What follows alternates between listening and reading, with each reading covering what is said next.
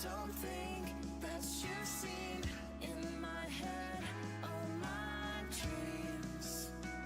I'm changing. Don't think that you've seen the dust and the debris. I'm changing. I'm changing. I'm changing. I'm changing.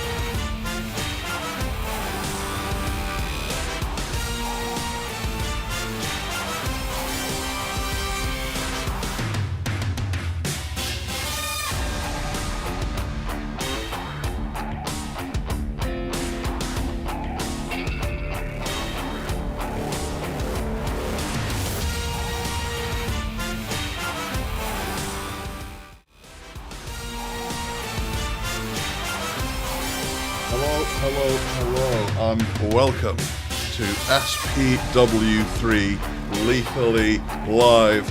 My name is Shammers. I will be one of your commentators tonight and your go-to stats guy for SPW. Joining me on commentary tonight, the wonderful Mr. Synergy himself, Svarlan Ilatis. How are you doing tonight? I am doing absolutely wonderful. Thank you so much for inviting me. I'm actually really excited to get into these matches. But yeah, what are you thinking tonight? This is a legendary fight card. We've got so much going on here. Oh, we absolutely do. Yes, there's so much going on with tonight's match card.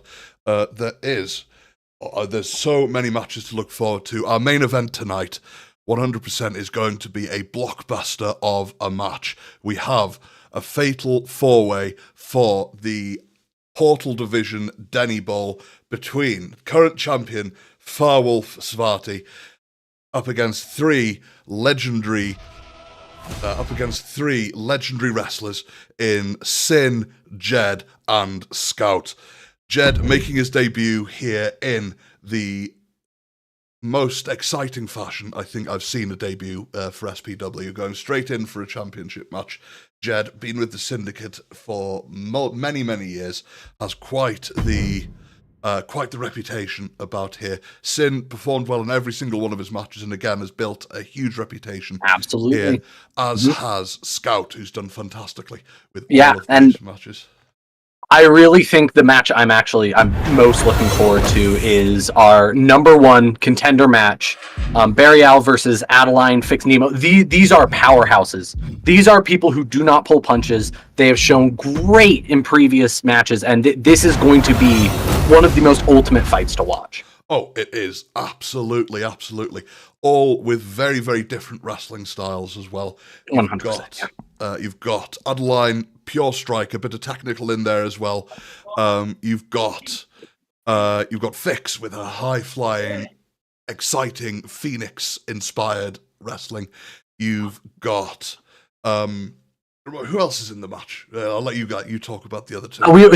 We've got Burial, who, I mean, from what we've seen, is just vicious when it comes down to the actual fight. They are so willing to pull out the moves that are really frowned upon, but like it works for them. They win matches with it. We got Nemo coming in. Nemo has got everything coming into this as an advantage. They've got an age advantage. They've got a skill advantage, a speed advantage. They just will rule this match unless Fix, Burial, and Adeline can find something to really break hold there. Oh, they really, really are as well. I'm really looking forward to seeing how Burial and Nemo interact in this match as well. Obviously, Nemo, former head of the Feast, some atrocious atrocities that were committed in her name for the Feast that she was ordered to do by the higher-ups, and managed to work her way to the top there. Now seems very repentant for her past and has worked past that. Burial, however, still in the heat of the Feast, still in the fire of the absolutely brutal wrestling style. Every time I've seen her fight, she's picked everyone apart. Looks like she almost tore off some limbs, quite literally, in some of the matches as well. Just so many submission holds, so many ways of manipulating the limbs. I think that is going to be one fell of a match, I should say. And I really do think, though, that we can't, understate that every single match here is going to be a banger. You've got just old people coming back. You got new people who are stepping into the ring and debuting. You've got just some real rivalries that I really never thought I'd actually get the chance to see them, square up in the ring. I'm really excited to see match number 3. Alon and Silas is going to be. I mean, there's just some rivalry there to two. I mean, I guess one's an ex-vampire, but you've got two powerhouses of Fancy and Mock who get it ready.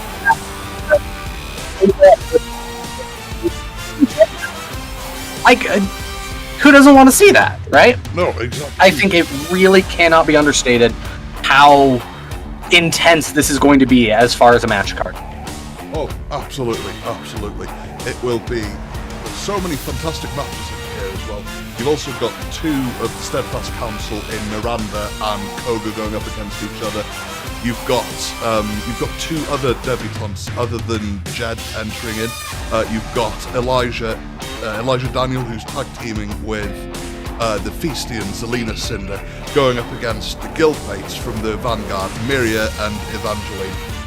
That's going to be a tough fight for them, I think. A tough debut for Elijah, but I think, given what I've seen from them, both in the Syndicate and on the indie wrestling circuit, I think they're going to be absolutely a fantastic addition to the SPW roster. You also have Drunak, who's also tagging in alongside one of his best friends in the Syndicate, Zan. And they're up against a hell of a tag team as well. They're up against, let's see, Angel and Boda, it looks like. Angel and Boda, yes. Angel, a real pocket powerhouse. He's only 5'5", but it's got just vanguarding conditioning has got him stronger than a bull. And I mean, Boda is Boda. Boda doesn't need any extra. Boda is Boda. I really think it's going to come down to if Drunak and Xanth can figure out how to get out of the squeeze that Angel and Boda is going to put on them. Boda does not hold back. When she's got you to the ropes, it's over. She will pummel you down from there. So it really matters if they can use their tag teams to work their way out of it. Oh, absolutely. Absolutely. I could not agree more. But I think we've talked enough about some of the matches. Let's get in to the first match of the evening. So, this first match, we've got a great opener here. We've got Steadfastian Council member for World, Victor Grimm, up against the Order of the Mornings, Alec Valet. We've got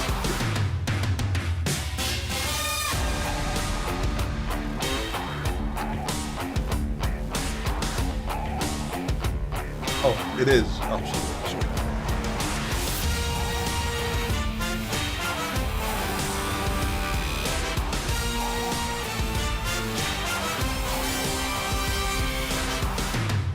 Oh, absolutely. Victor has the height advantage. He has the has the weight advantage. As you can see, Victor stands 6'11", 353 pounds, and from what I'm told, that is pure muscle. That is just...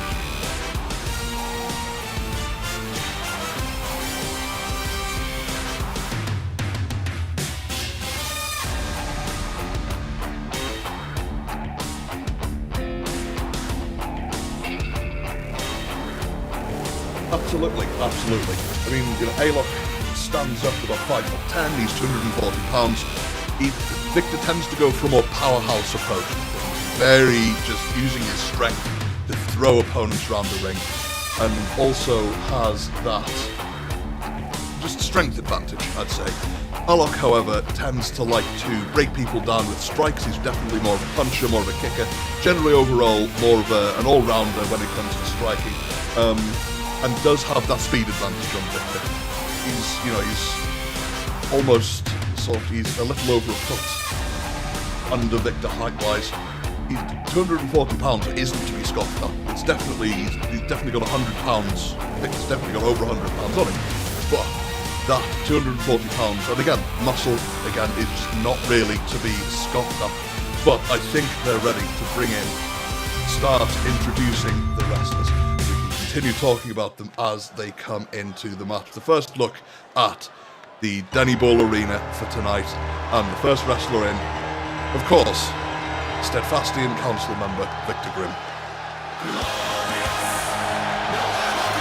Looking rather dapper in his suit. I don't know why he chooses to wear this rather than more appropriate wrestling attire, but it's his thing.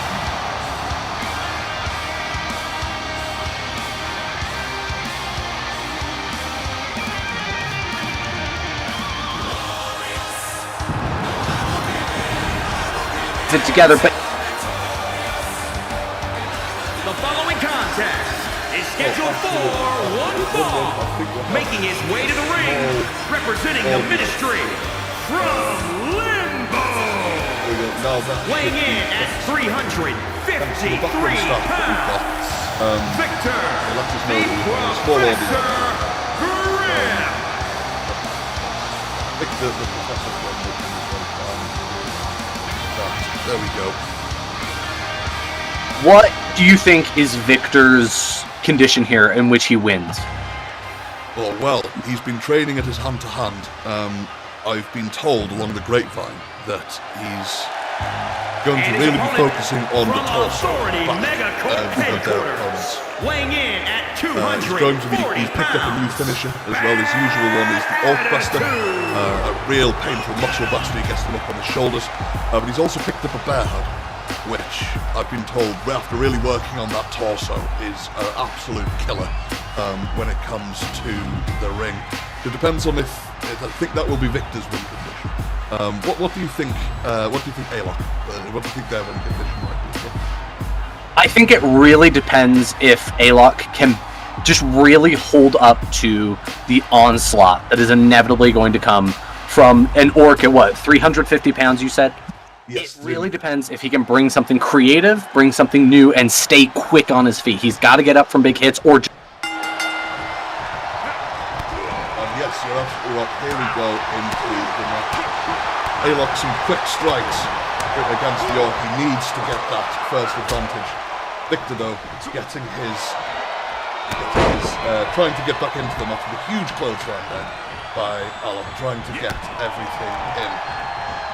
And this is exactly what Alok needs to have coming into the start of the match. He needs to have those quick hits. He needs to get progress. But it looks like Victor is beating back. He's doing exactly what Victor does. He gets those big hits. He finishes you off early and just dazes you for the rest of the fight. Oh, exactly. That's exactly what Alok needs to avoid. He needs to avoid the big hits, and he needs to avoid getting dazed early on. Double And feet. what a hit straight off the rope. This is a stunning start for Alok. They're bringing in something new, working their way back against Victor. This is exactly what we need to see. Perfect. Exactly. With this. So, yes, and this, I believe, is Alok's, well, Victor using his size and strength with this. But based on stats, this is Alok's second match in the Syndicate, having won last show with SPW2 in a fatal four-way match against Amgiel, Silas LaCroix, and one very old Victor's going up on the rope. Huge. What a hit! What a huge splash by Victor there. 353 pounds right onto the rib cage. I think Aylock might need to see a doctor after this one for some broken ribs, but Victor not taking Aylock's height there, Alex's height there into accordance with mathematics, getting a pinfall there. Is that blood coming out of Victor's forehead? Oh goodness! Victor doesn't usually get up that high onto the ropes, but when he does, you have to fear him. You have to respect him. And in this case, it looks like Aylock was able to bounce back, but if much more of that. And look at this. Victor really just gets those heavy hits in and just uses all of that muscle against his opponent. He does. Another huge over-the-shoulder dominator slam. Is this enough to put Alec away? No, it is. No, he fights out. That he does. I'd also like to take this opportunity. Actually, never mind. I'll come back to that afterwards. Victor's got the bear hug locked in. Will Alec tap? And you know that Victor gives so many hugs out. This is deadly to Aylock's ribs. You know he is feeling the pain in that. He's got to break out. Absolutely is. And he does manage to break out of that. I don't think he'll be able to take much more of those bear hugs. Many more of those bear hugs, I should say. Aylock's really got to shake off his days and fight back. Victor is just pinning him down. It's another submission. Is he going to get it? No, he is not. Aylock kicks out. Manages to get those shoulders up. To win in many wrestling matches, you do need to pin their shoulders for a free count. Nice wrestling roll by Victor there. Yes, now that we've got a little bit of downtime in the match, just like to also mention, this is another huge splash by Victor. This event is sponsored by Mandel Coffee. If you want to buy some, I've got some Mandel Coffee in my Syndicate mug here, and if you want to buy some, come to Denny's Tavern, look for Zara Mandel. She is very expensive coffee, but very, very good. Best in the Syndicate.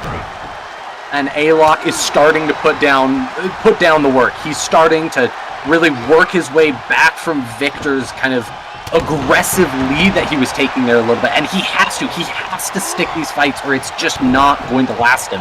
Victor has more endurance. He does indeed, but Aylock, again, just strength.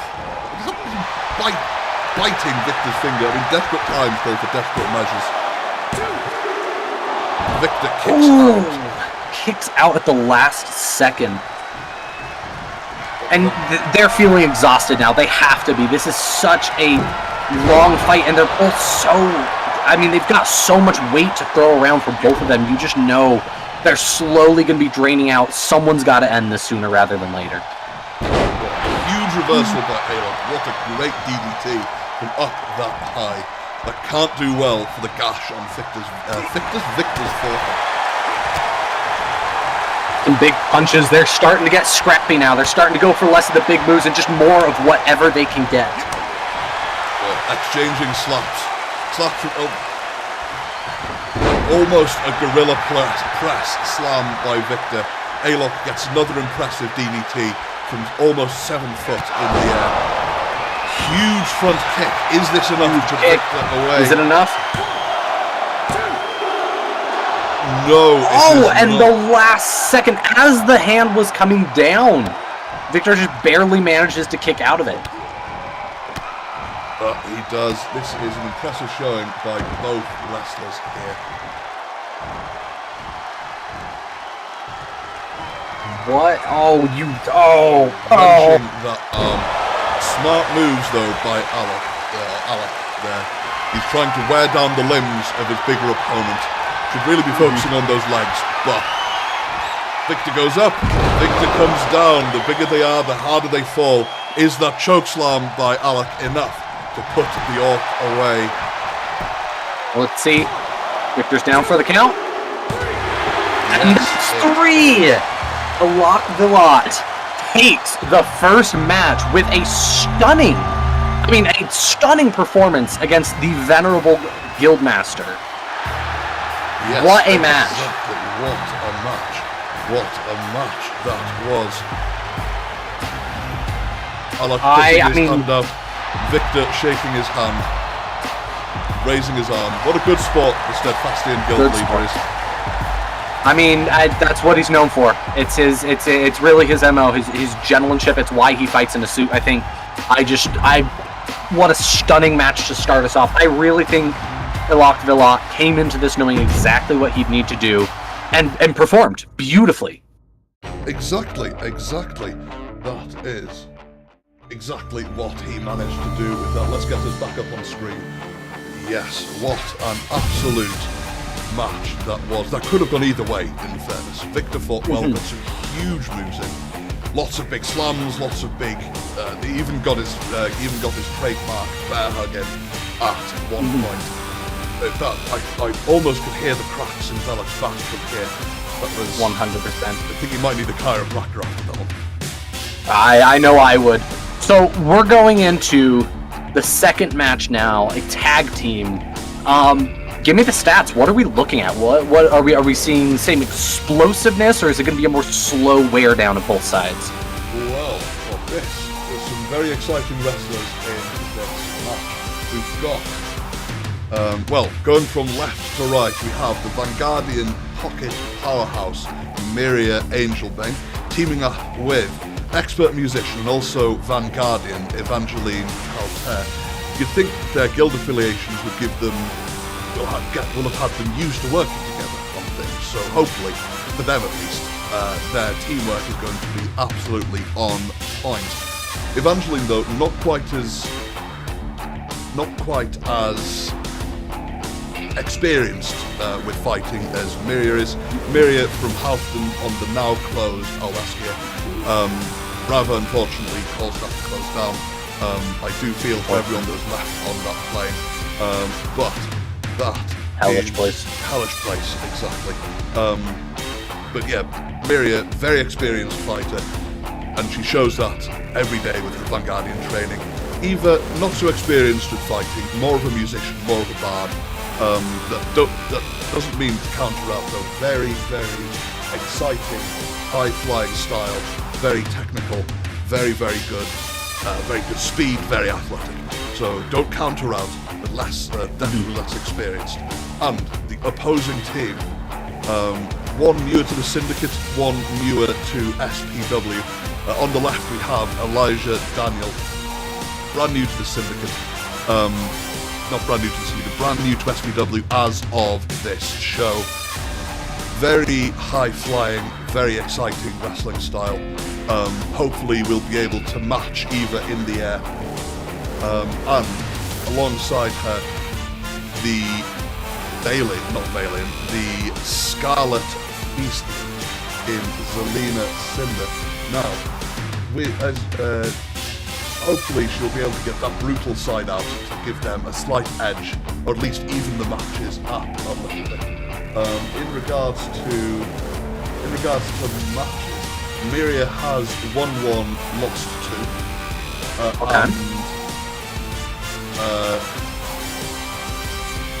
Miria has 1-1, lost 2, as has Eva. In Zelina's one match that she had last time, she actually won that match. She was alongside Burial and Lady Mel or Lake in a 6-person tag match. Those three up against the Ministry, Koga and Miranda, alongside the infamous Nemo Gray. The fact that they managed to pull a victory out against such steadfast opponents, pun not intended, that it is big. But as I said, Elijah, brand new, could be the deciding factor in this. We'll have to wait and see. Well, have we had any comments in chat on the YouTube? Yeah, it looks like we've got a few people just kind of stepping in. We do have someone coming in here to cheer on Elijah. I know there's going to be a lot of fans, but new people coming in who are really wanting to see their characters step into this fight. I think it's going to be really interesting watching these people step into the ring, because there's a lot of dynamics with these teams. I'm going to be fascinated to see how Eva really steps into the fight. This is someone who came into this, opposed to the war that really came from their home country, and yet they're here ready to throw down. I'm so excited to see how this turns out. Oh, absolutely. As well, for those in the Syndicate, I'm not sure if anyone is tracking it this time, but last 2 shows we have been doing RASP betting. So if someone wanted to make any RASP bets, I'm not sure who is running it this time, but if someone is willing to run that from the Syndicate with the in-game currency RASPs and do some RASP betting, that would be fantastic. But don't worry if no one's able to run it this time. So now, if you were to take your bet, which team are you putting your bet on? Well, I'd say that I would probably be putting my money, if I was to put it either way. I quite like the underdog. I quite like the newer people coming in. It seems to be the very British way to sort of support the underdog. And so I think I'll probably be going with the newer faces, with Elijah and Zelina with this one. All right. And it looks like the chat is taking that side. They want to see the underdogs really pull through on this match. That they do. Fantastic. Who do you think who's your money on this time? Who is my money on? I truly think that the underdogs are going to have nothing on some people who already have experience in the ring. There's something about the pressure and about the fighting that I just don't think they'll be able to take. So I do think that Eva and Mirior are going to take away with this match. Oh, well, let's see who comes out on top. The thing I've heard word from the backstage that they are ready to come out. So let's see these wrestlers.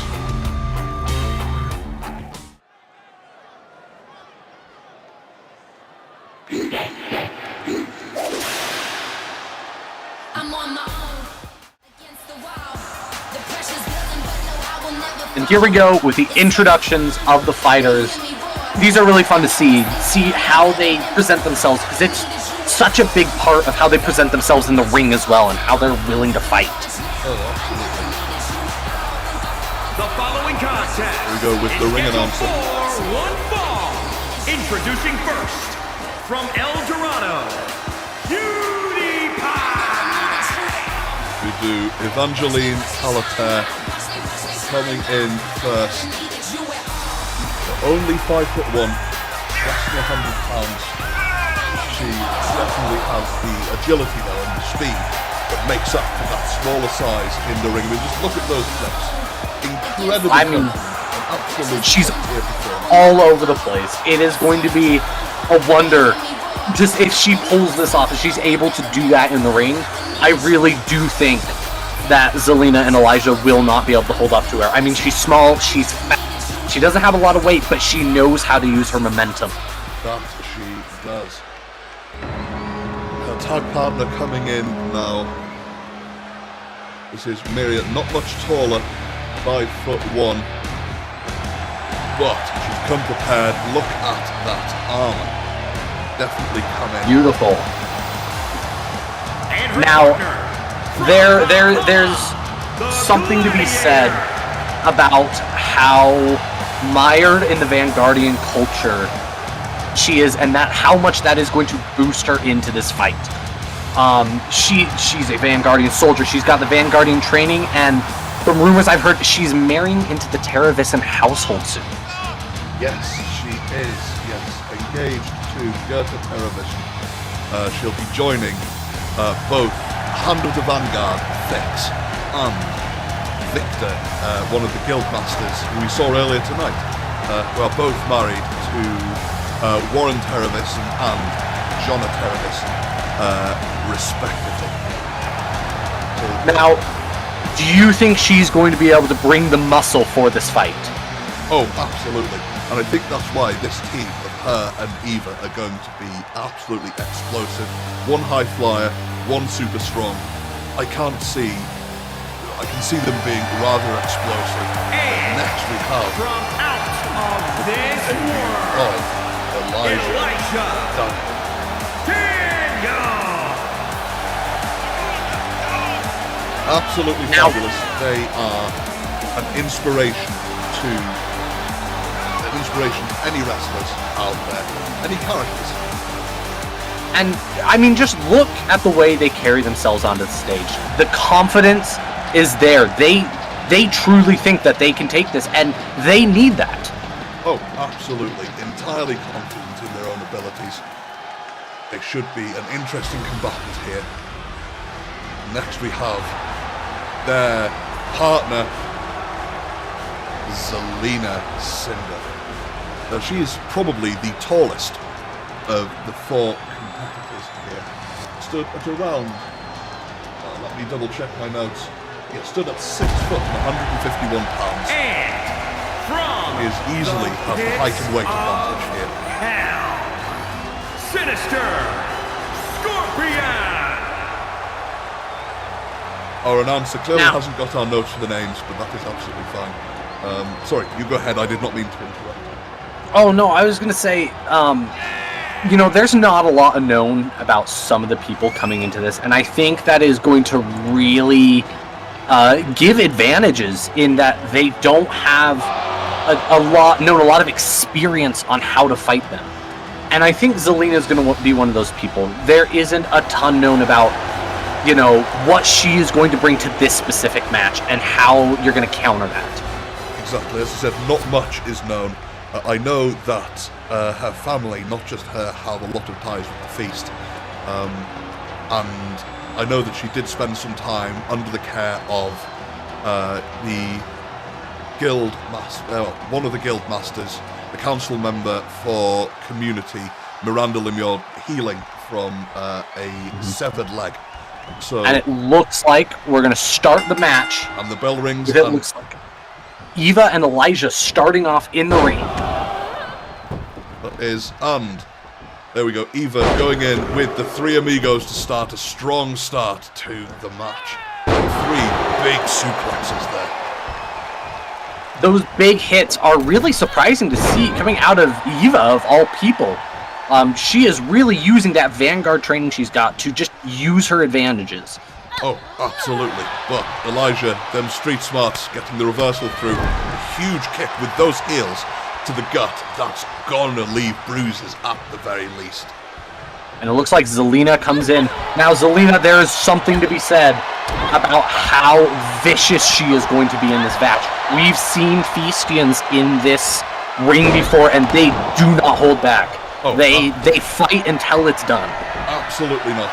They definitely have that. Take what you deserve. We deserve everything kind of entitled mentality. And they've got the skills, a lot of them, to back it up as well. Hopefully Zelina is included. She did take part in the last SPW show. She was in... Let me double check. And Mirior is stepping in. That she is. New face to the ring. Zelina using the experience from the last show to really lay the smackdown in this one. We're bringing Elijah back in. Yes, so Zelina. Huge hits! Huge hits. There we go. That Vanguardian training is coming through so clearly. They can take the hits and they can give the hits. I mean, these are absolutely stunning strikes that they are able to throw out. Exactly. I think Miria, having taken some tips from General Dunkirk, who's wrestled a couple of times with SPW so far, as I think has Eva. Sorry, my apologies. Slight slip of the tongue. Both E-names, both mistakes. I do apologise. Well, both mistakes from a name on my part rather than mistakes as characters. But And it looks like Elijah just has the advantage over Eva. Eva cannot figure out how to fight back against Elijah. And I think this is where the big part of tag teaming comes in. It's swapping out, getting the right people in at the right time to fight their way back in. yes, absolutely. It also comes down to cutting the ring in half. You'll hear that on every single wrestling show, WWE, AEW, Ring of Honor, New Japan Wrestling, any of them. It's a key part to any tag team wrestling on any show to cut the ring in half and to try and stop the person in the ring, if you're winning, from getting to their partner to tag them back in. And Eva is taking a beating right now, and she's not able to get back and tag out. She's stuck in that ring, and that's exactly what you're talking about. It's cut in half. She can't do anything. But she's used the extra time Zelina took getting out to make the tag to Miria. Miria coming in with some explosive strikes, but Elijah reversing them. Huge hair drag to the floor for absolute ground and pound tricks from Elijah there. And Elijah is vicious with their attacks, but Miria just has the training. You've got Scrappy versus just a professional soldier, and you're seeing the difference really come out. And can that be the end of the match? Well, not quite. Zelina in to break it up. And everyone in the ring all at once, complete and utter chaos. The referee needs to get this under control. It's insane. But, I mean, the ref really is just watching as this goes down, and it leaves, looks like Elijah and Miria left in the ring. Elijah's holding down Miria, and Miria kicks out at the last second. That she does. That Vanguardian perseverance. You got Eva making her way through the ring back to her corner, distracting Elijah a little bit there. Which is perfect. It's just keeping them on their feet long enough to keep the fight going. That was a really smart move there. Got Miria protecting their face there as Zelina flailed past. Oh, what's this? And a huge clothesline into the corner there, sending Zelina sprawling before Miria tags back in Eva. They're trying to cut off the ring themselves. Zelina, though, using that time to come back. Oh, and what a turnaround from Eva. Eva is not the kind to really start that kind of grapple, but she absolutely is the one to turn it around and fight her way back into this. Now, if the Vanguards can keep this ring cut in half, I think they can finish this out, but it looks like Elijah and Zelina are just bringing it back. That they are. You don't want to leave a Feastian by themselves for too long. They do know how to get back into fights. They are absolutely brutal when it comes to combat. And those heels, once again, coming back in, submission after submission, just fighting to keep the match done. Not entirely sure what Miria's doing, stood in the middle of the ring. But Eva managing to get out of that camel clutch submission move with a fantastic, just fighting her way up and a fantastic arm drag there to flip Elijah over. Some impressive elbows though, showing those street smarts. Just straight back and forth between these, and heels to the face. Is this enough to put Elijah away? Elijah kicks out. Now, Elijah's down for the count right now. They have to get up, and they have to tag out. Otherwise, they're just going to get absolutely demolished out here. That is exactly what Miria and Eva are hoping for. They're going to try and hope to split the ring up. Miria, though, not quite getting the idea properly, and suplexing Elijah towards their opponent before missing the top rope move. What a reversal by Miria. Did you see it? I mean, we're talking about that is the Vanguardian training that gives them the edge, is knowing how to get out of those grapples and how to fight them back. It's scrappy versus training, you know? Oh, it is. Absolutely. It is, as you said, scrappy, albeit brutal at times, versus proper Vanguardian training. And a lovely backbreaker by Eva into a chin lock. Will she tap out? Zelina in to break this up. Miriam not quite able to get it in time, but Eva going for the pin. And there is a rope break. It's a rope break. To the ropes, the referee's liking. The referee actually making a call in this match, which is... He has been nigh unpresent this entire match, and he comes in to break up a a submission. I really just think that is the story of the refereeing. Oh, absolutely. And what a combo by Eva, flying high, like you said, using her strength, but she misses this time, and it looks like Elijah's going to get a chance to walk it back. Oh, heel stomps to the chest. That's got to be painful. Elijah going off the top rope, a huge flip off the top, huge splash off the top, but Miria in to get that. Those Vanguardian reflexes straight in to stop it. Oh! And this is, once again, she knows where to target, she knows what to do to slowly wind down this match. That's the training we're talking about, once again. That it is.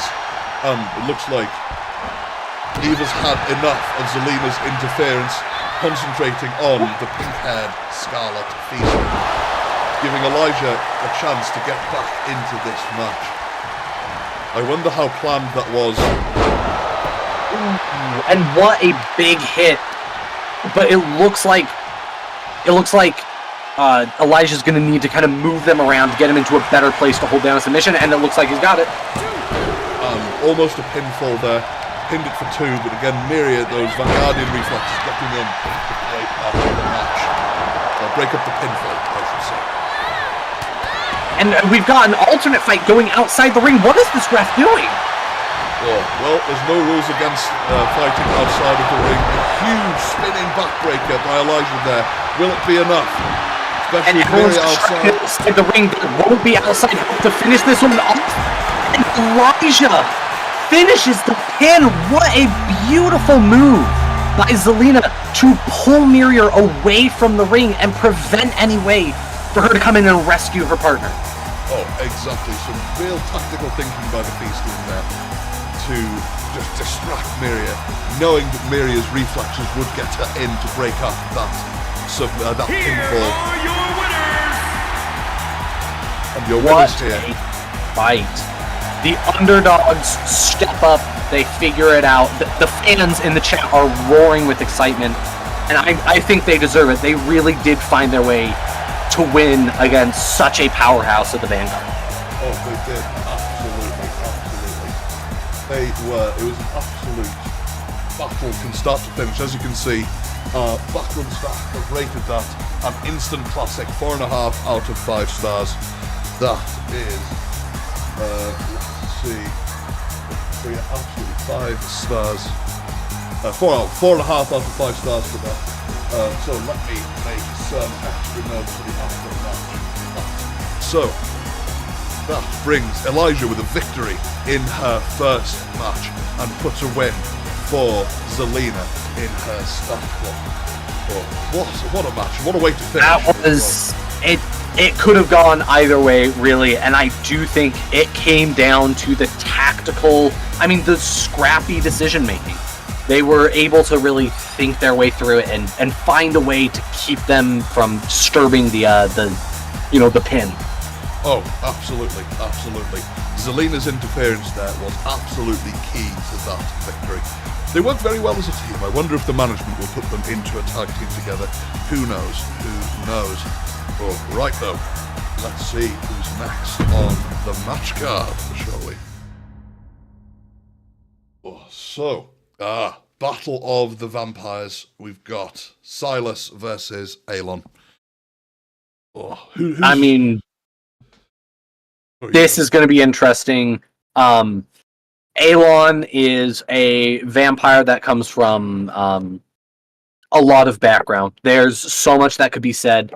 But really, I think that I don't think they have the power to win this one.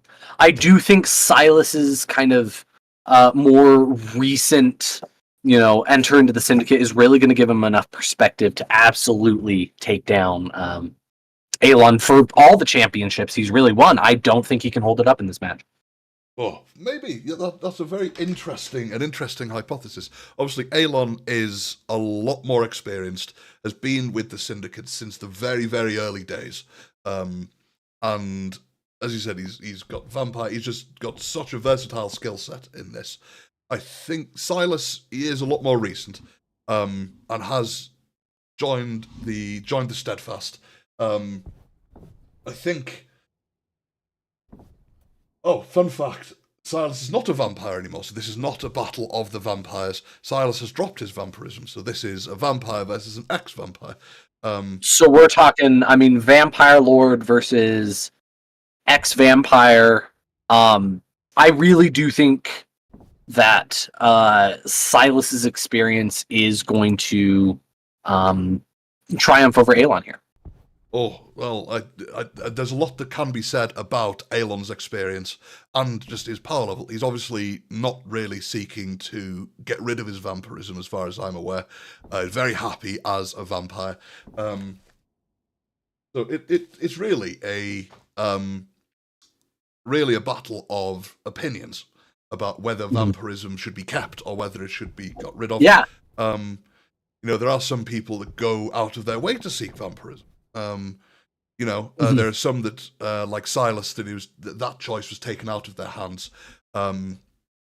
which is unfortunate. I can't remember. I believe Adeline Khan, who we'll see later in the show. I can't remember whether the first time she got her vampirism, it was her choice or not. But regaining that was most definitely her choice. She fought on the side of Alessandria in the Veil War. Enough that she was gifted her vampirism back once her son was born. So I think this could go either way. Would you like to hear some stats? Of course, yeah. No, hit me with the stats. I really, the numbers are important to how the match gets decided eventually. Really, so of course, go ahead. Of course. Well, Silas, unfortunately for the Steadfasting, out of the 3 matches he's taken part in, is without a win in SPW. So he's probably got a point to prove in this match, whilst Aelon has got a win. He's had a lot of tag matches since he started. Actually, no. So he won his first tag match with Sin in the first Syndicate show, lost the ladder match for the title at the end of show 1, and fought up against Firewolf for said title last show. So a very tightly fought match between the two of them. But Firewolf narrowly kept his title belt around his waist.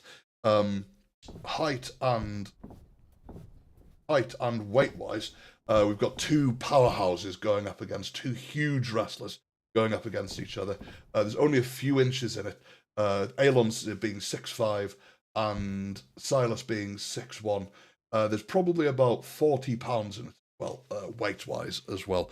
So it's a very even fight, and it's just going to be down to who can hit harder in this match.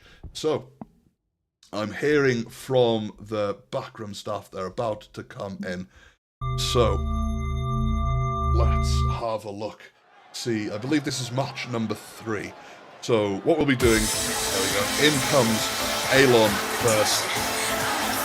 I've got to say, this entrance with the big glittery gorilla suit is one of my favourites.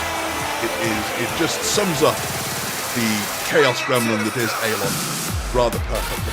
The following contest is scheduled for one fall. Making his way to the ring, representing the Grinders from overseas, weighing in at 290 pounds, the Captain. And those explosions are just so evident of Aelon's style. Over the top, no waiting, no holding back, just hit him with everything you got. And I think Aelon is going to bring that, but I don't know if it's going to be enough. It might not be, I do hear those fireworks were from the Oathbreaker's personal stash. I'm not entirely sure whether that's true or not. We'll have to ask Aelon afterwards. But there we go, we've got one person, we've got Honeybee in chat, who's got their money on Silas for this one. We love a good underdog story, oh my god, from one Kendall Lacey Merritt in chat. It's good to see people engaging in chat with this SPW show, but in comes Aelon's opponent. Silas LaCroix. So what about Silas says that tells you that he might win this one? Silas comes from a very similar place in their fighting style, in kind of just how they're going to be approaching this fight. The fanciness, the over the top, the avant-garde. I feel like that's going to be a big part of both of their fighting styles. And I almost think it's not for Silas's strength, but I think Elon is a bit too used to fighting, 20-foot tall deities. Do you really think he's going to be able to convert that over into the ring?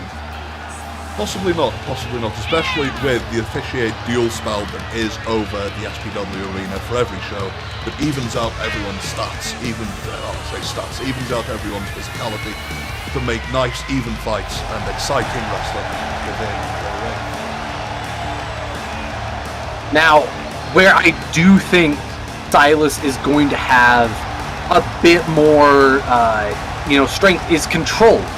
Losing that vampirism removes, conditions of blood rage, kind of that lack stand where, in this case, might be a boon, but might also really take away your strategy, take away your ability to critically think and keep the fight going, which is needed when it gets closer to the end.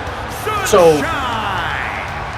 do you think that's going to help us get towards, do you think that's going to be a boon or a draw for them when it gets to the end of the match? I think that might be a boon for them. Blood rage is a very useful thing to have when it comes to wrestling, but it can be a bit of a hindrance, especially if you're not concentrating properly. Although it looks like we have had a message in chat from Elon Valdemar himself. I don't know how he broke the fourth wall, but according to him, he's got the power of anime and epilepsy on his side. That might be. Is that going to be enough to win him the match? I do not know. But he's got an impressive opening, big elbows, a huge splash by the big, muscular sea captain. And I mean, it's going to just be that draconic strength coming through as one of his big buffs. The vampirism, the draconic strength, these are all buffs that Elon chases and just gathers, and they are going to all come through for this match. Oh, absolutely. Some huge hits. Elon using that vampiric strength to throw Silas around the ring. Hard to see how Silas can fight back against all of this, but he's managed it with a couple good lets in. I mean, it's really just coming out with such a strong showing of strength. Silas needs to start fighting back because he doesn't get stronger. He doesn't have some second wind. He gave up his vampirism. That he does. This, however, believe it or not, is not the first time these two have met in SPW Squared Circle.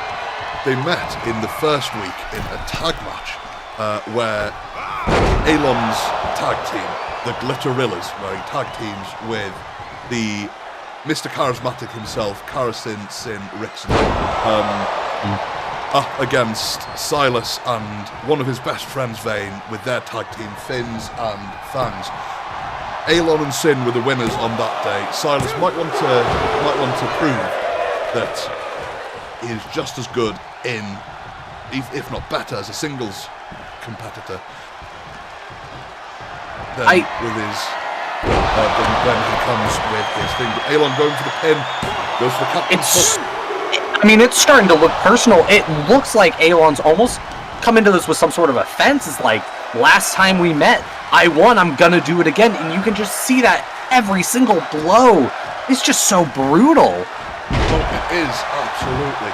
And, who knows, Elon may have taken Silas's refusal of those vampiric abilities as a personal slight. You could have gone, hang on, I'm a vampire. Why isn't vampirism good enough for you? So he could have also taken a personal slight with that as well. So who knows? But Silas mounting a comeback, a huge washboard knee across Elon's face, going for the pin. Is this enough? No, it is not. Just the one. Oh. And you just see, it just goes to one count. Elon is not willing to sit in that submission. He is ready to fight back as soon as he gets a chance. Oh, absolutely. He is absolutely 100% ready to fight back. Elon, get that, Elon. Alon getting a taste of his own medicine from Silence there. Bit of a ground and pound situation there. Should be an interesting one. Silas, there we go, almost got in something. Alon using his strength to yeet Silas around the ring. Once again, Silas, I think, might be able to pull this out, but they need to get more hits in. They need to avoid taking some of these really big hits from Alon that Alon is just dishing out. That he is. There's a 2 count. Oh, I think Silas might have had his face broken open. You can see a bit of blood going down the side, of the right-hand side of his face there. And the captain's hook is hit once again. Is this enough to put Silas away? Yes, It's enough. Alon really just made it look like a one-sided fight. I mean, it was just top to bottom a slaughter. I stand corrected, I guess. I really thought that Silas had a chance, but the captain just knew exactly what to do. And that captain's hook is a devastating finishing move. Silas did well to keep out of it the first time. Silas will probably not be too pleased with that loss, but Alon seemed very happy with that win, proving why he was given a title shot last show. An impressive show of strength there. I mean, he was out here to show off that it doesn't matter if he's got a teammate, if it's just him or it's him against the world. Alon's going to fight and Alon is going to win. What an impressive just slaughter to watch. Oh, absolutely. Was very one-sided. Silas did manage to fight his way back a few times and did manage to get some really good licks in against Alon. That washboard knee across the face, just ring to ring, side of the ropes to ropes. Absolutely. Like, if that was any other wrestler, I think it would have been an absolutely devastating knee. Alon, though, has that reputation as one of the toughest son of a guns in the Syndicate, 100%. And he really showed it here tonight.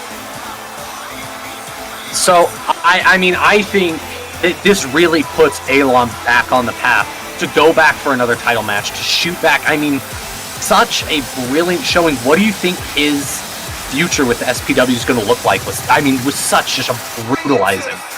Well, I can see him getting the Portal Division SPW Denny Bowl around his waist at some point. He probably won't get another shot for a while, as he did get a shot at it as per the popular vote at the last show. But we'll have to wait and see exactly what happens next. Who knows? He might not fight Foul next time. Got 3 huge titans of the Syndicate fighting against Foul. The odds are really stacked against the Lord of Lene 2, or the Lord of somewhere in Lene. I think it might be Scarlet. I'm not entirely sure. It could be somewhere else. I believe Farwell's Lord of one of the Ophirian cities. Oh, one of the Ophirian cities. I stand corrected. You are indeed the character guy here. I just do stats, so that is my error. I am the stats guy after all. So that is good. Thank you very much for the correction. But very on. That's an impressive win for Alon. Let's see who's next on the list for match number 4. The battle of the council members, the council battle. We have Miranda Lemieux, council member for Community, up against what we like to call on the commentary team, Reverse Werewolf Koga. She's managed to find a human form for SPW, usually well over 7 foot, currently heightening in at about 6'7", 6'8". But we have a very exciting match with this one. Who do you think will come out on top here? I think it's such an interesting thing to break down. I was looking at it and trying to analyze it a little bit before the game. You've got, the council or Guildmaster Council's 2 people, self and community. I mean, really 2 just juxtaposing ideas coming together in one big throwdown. These are 2 people known for their ability in healing and their ability in compassion, how do they do in hand-to-hand combat? Koga has a little more experience in hand-to-hand combat from, what we've seen, but Miranda just has the experience in the Syndicate. So it is really up in the air. I don't think I could take a side. I think Koga, maybe with a little more hand-to-hand experience, is going to be able to get some beatdowns, get some big hits, and hopefully pull ahead. But I don't know if there's really a definitive answer here. I agree. I don't think there is a definitive answer. You obviously got Koga, who fights more like a striker, uses a lot of punches and kicks, and is just overall an absolute brawler, coming from the background with the Lycanide clans on Tempestia, usually using those claws on her paws, both the ones that she would use for hands and her feet, to really get an advantage. She doesn't have that advantage here, but she does still have that hand-to-hand knowledge that might give the advantage. Miranda, however, usually one of the more peaceable members of the Syndicate, very technical, but completely the opposite end to Berial, who looks like she's about to tear off limbs with every submission move. Miranda is very much a try and get the fight done quick, and try and get as minimal fighting, lots of holds, lots of submission moves to try and slow the match down and really play it into her advantage. This should be... So that should be an interesting battle of the Steadfast Council. Koga versus Miranda. So yeah, you're right. This one's a difficult one to call. This one is a very difficult one to call. Got a few things in chat. You've got K Rose going, "Let's go." You've got Zach Davis with "That's what was expected," probably for the last match. And in regards to this match, we've got Miss Merritt coming in with, "Why have you done this? Why you do this? Why have you done this?" I do not know. And it is really interesting to see that they put two powerhouses who are good friends and work for the same guild back against each other. It's really interesting. I'm excited to see how that dynamic plays out in the ring. Of course, two best friends up against each other. Hopefully they will know each other well enough to. Hopefully they will know each other very, very well, and as a result, should make for a very entertaining back and forth between the two. There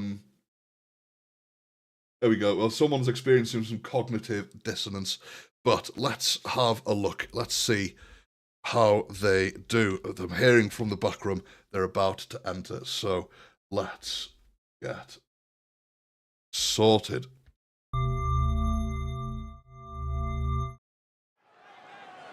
Here we are, back in the SPW arena.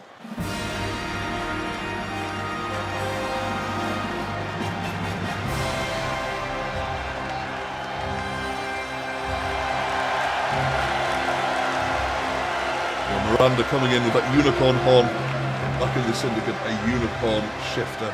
The following contest is scheduled for one fall. Making her way to the ring, representing the Ministry, from Camelot, Archangel Dawn.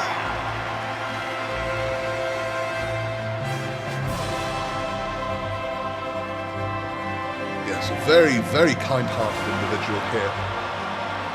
Miranda, she has adopted so many children and taken them back to the main guild hall for the Steadfast on Vita Terra. A huge amount of just kindness and love in her heart, which is why her fighting style is to minimize violence. She always tries to minimize as much violence through democracy as possible. So that's good. And next into the ring, the Reverse Werewolf herself, Pillar of Self Council member, Koga Galen.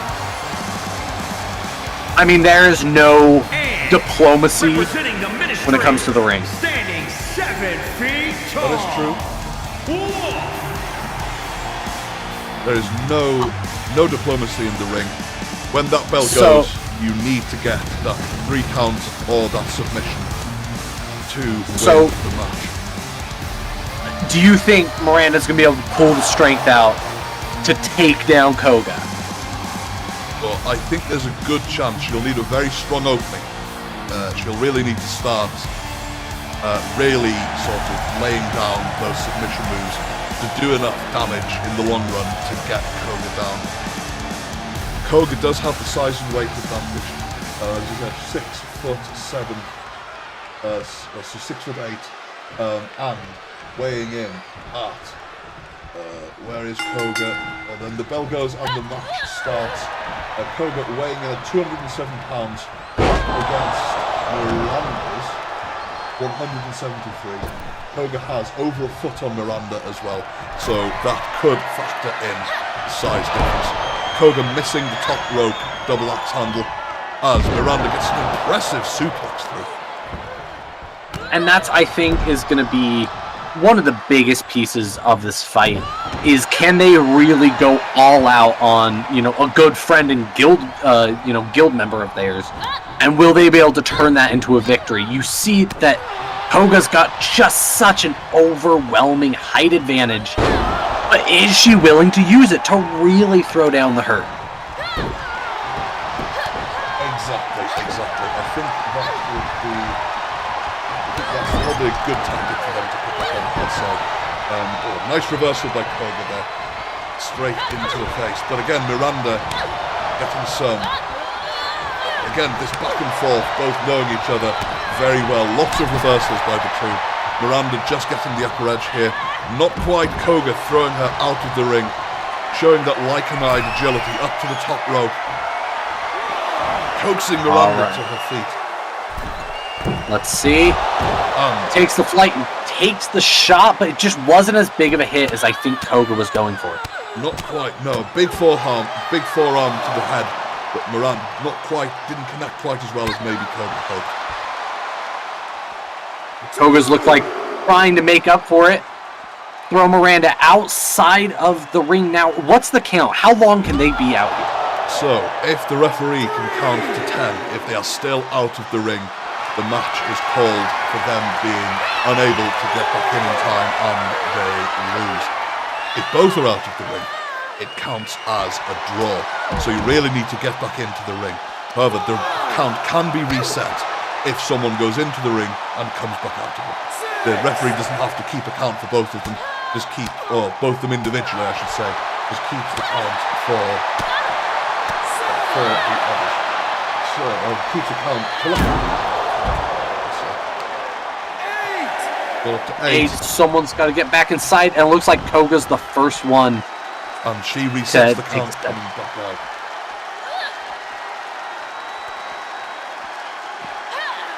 Now, it looks like Koga at first has the advantage here. Do you think that Koga is able to do anything with it here? I'm not entirely sure. She might be able to. She's got the experience in hand-to-hand combat, which I think could be beneficial for that. But we will have to wait and see. Ooh, and what a big hit. Miranda striking back, trying to work their way back into this match. Boy, a huge suplex there, huge suplex by Miranda. It's so...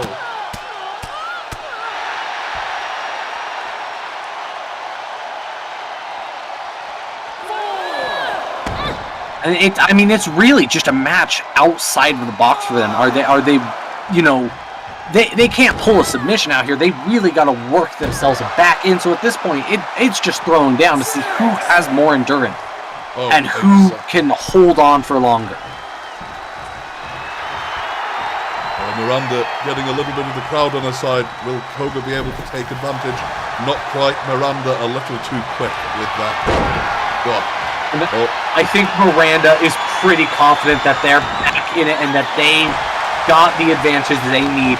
They've worked themselves back into the arena, and we got a rope break. They're too close to the rope. Ref calls it. Yes, Miranda, ring awareness, not quite her strong suit here, forgetting how big and tall Koga actually is with that. And as a 2 count, Miranda cannot believe it. She wants this match to be done as soon as possible. it almost feels like Miranda at the start of the match was just weathering blows, but really, I don't even think she was taking them. She was just letting Koga get all of her anger out, throw the, and then just win the match from here. It looks like Miranda really has the advantage after that scuffle outside of the ring. That she does. Maybe Koga has been worn down, I'm not entirely sure. But Miranda going for... she's got that locked in. She's got the sharpshooter locked in. Will Koga be able to... Will Koga tap out, or will she be able to reverse this submission move? Rather painful on the joints, especially those knees. And goes for the pin. Miranda is just taking it all the way, and Koga still manages to hold on. This fight is really drawing on for both of them. Well, since meeting her partner, Darjol, Koga has always had a very high level of endurance and a high level of perseverance. But since meeting her partner, Darjol, that's just increased tenfold. It is incredible to see the difference in Koga from before and after meeting him. We're back outside the ring once again. This is just where they go to beat down. That's all it is. Wear each other out. So once it gets back in the ring like now, whoever still has the strength can win the game. And Koga going for a submission hold of her own. The Koga clutch. Fantastic sleeper hold maneuver from the floor. Will Miranda be able to get out of this, especially with Koga's extra strength? Koga letting that go, going for a pin instead.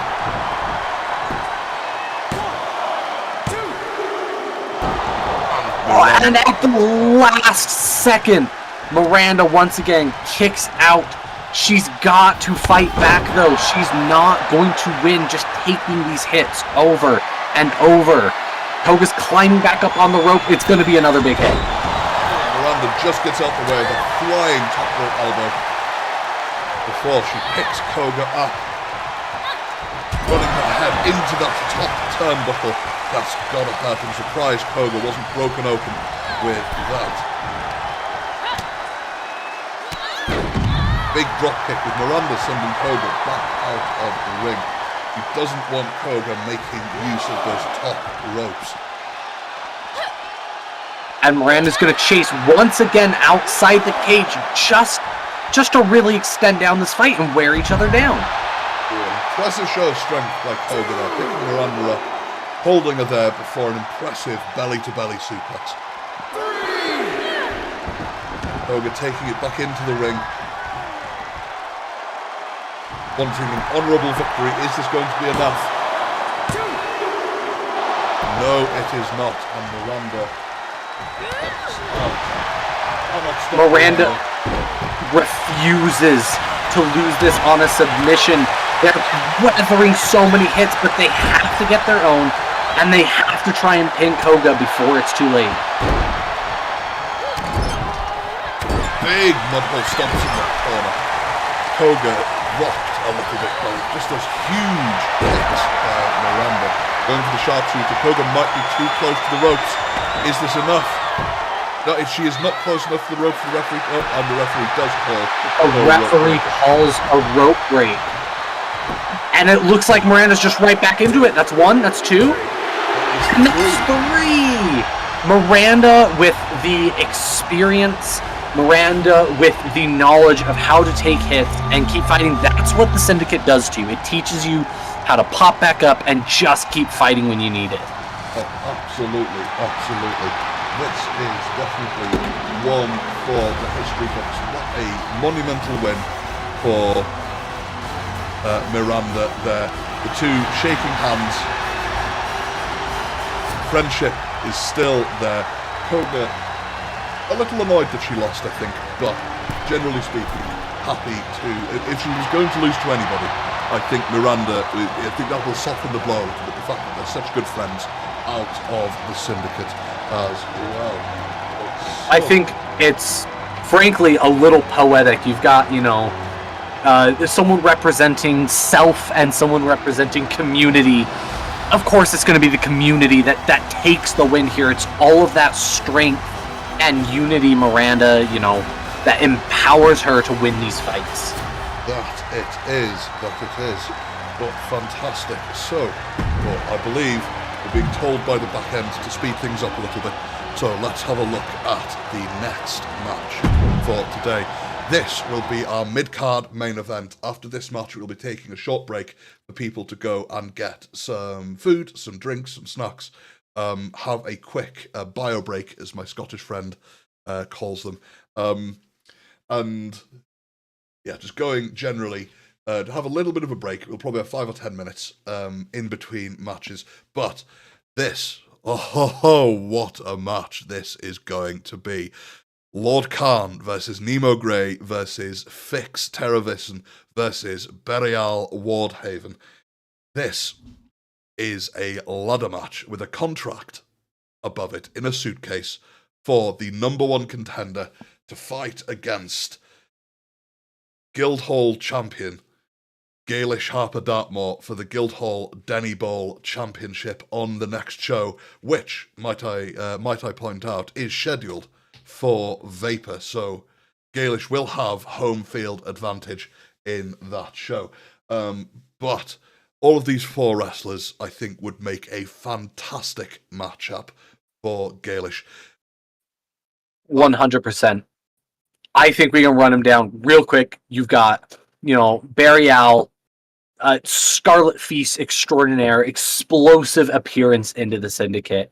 We know we've seen her in a couple matches before, right? Yes, we have indeed. In fact, we've seen 3 of these people in 3 matches. 2 of these people in 3 matches. I should confirm. Adeline was not in for the first show. We did see Berial and Nemo in the 2 matches in the first show and a 3rd match in the second. Nemo, let's see, stats-wise, let's have a look at the Guildhall division stats.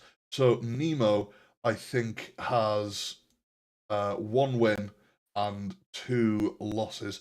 I think she won in the first show. She had she had a steel cage match against the very, very well-renowned General Freya Dunkirk. The referees had to reset that one due to them struggling to get out.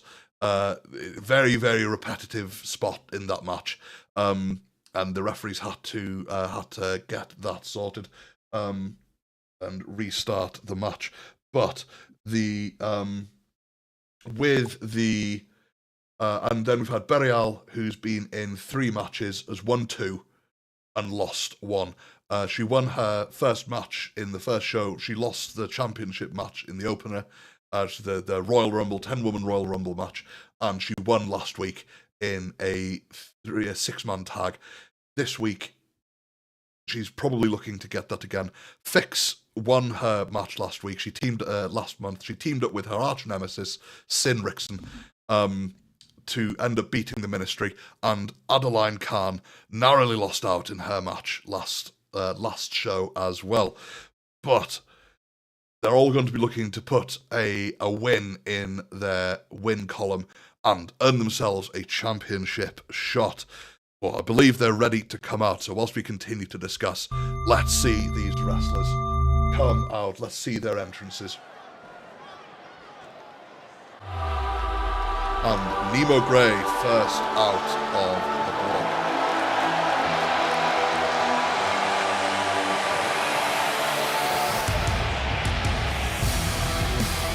Ex-Scarlet Now, leader.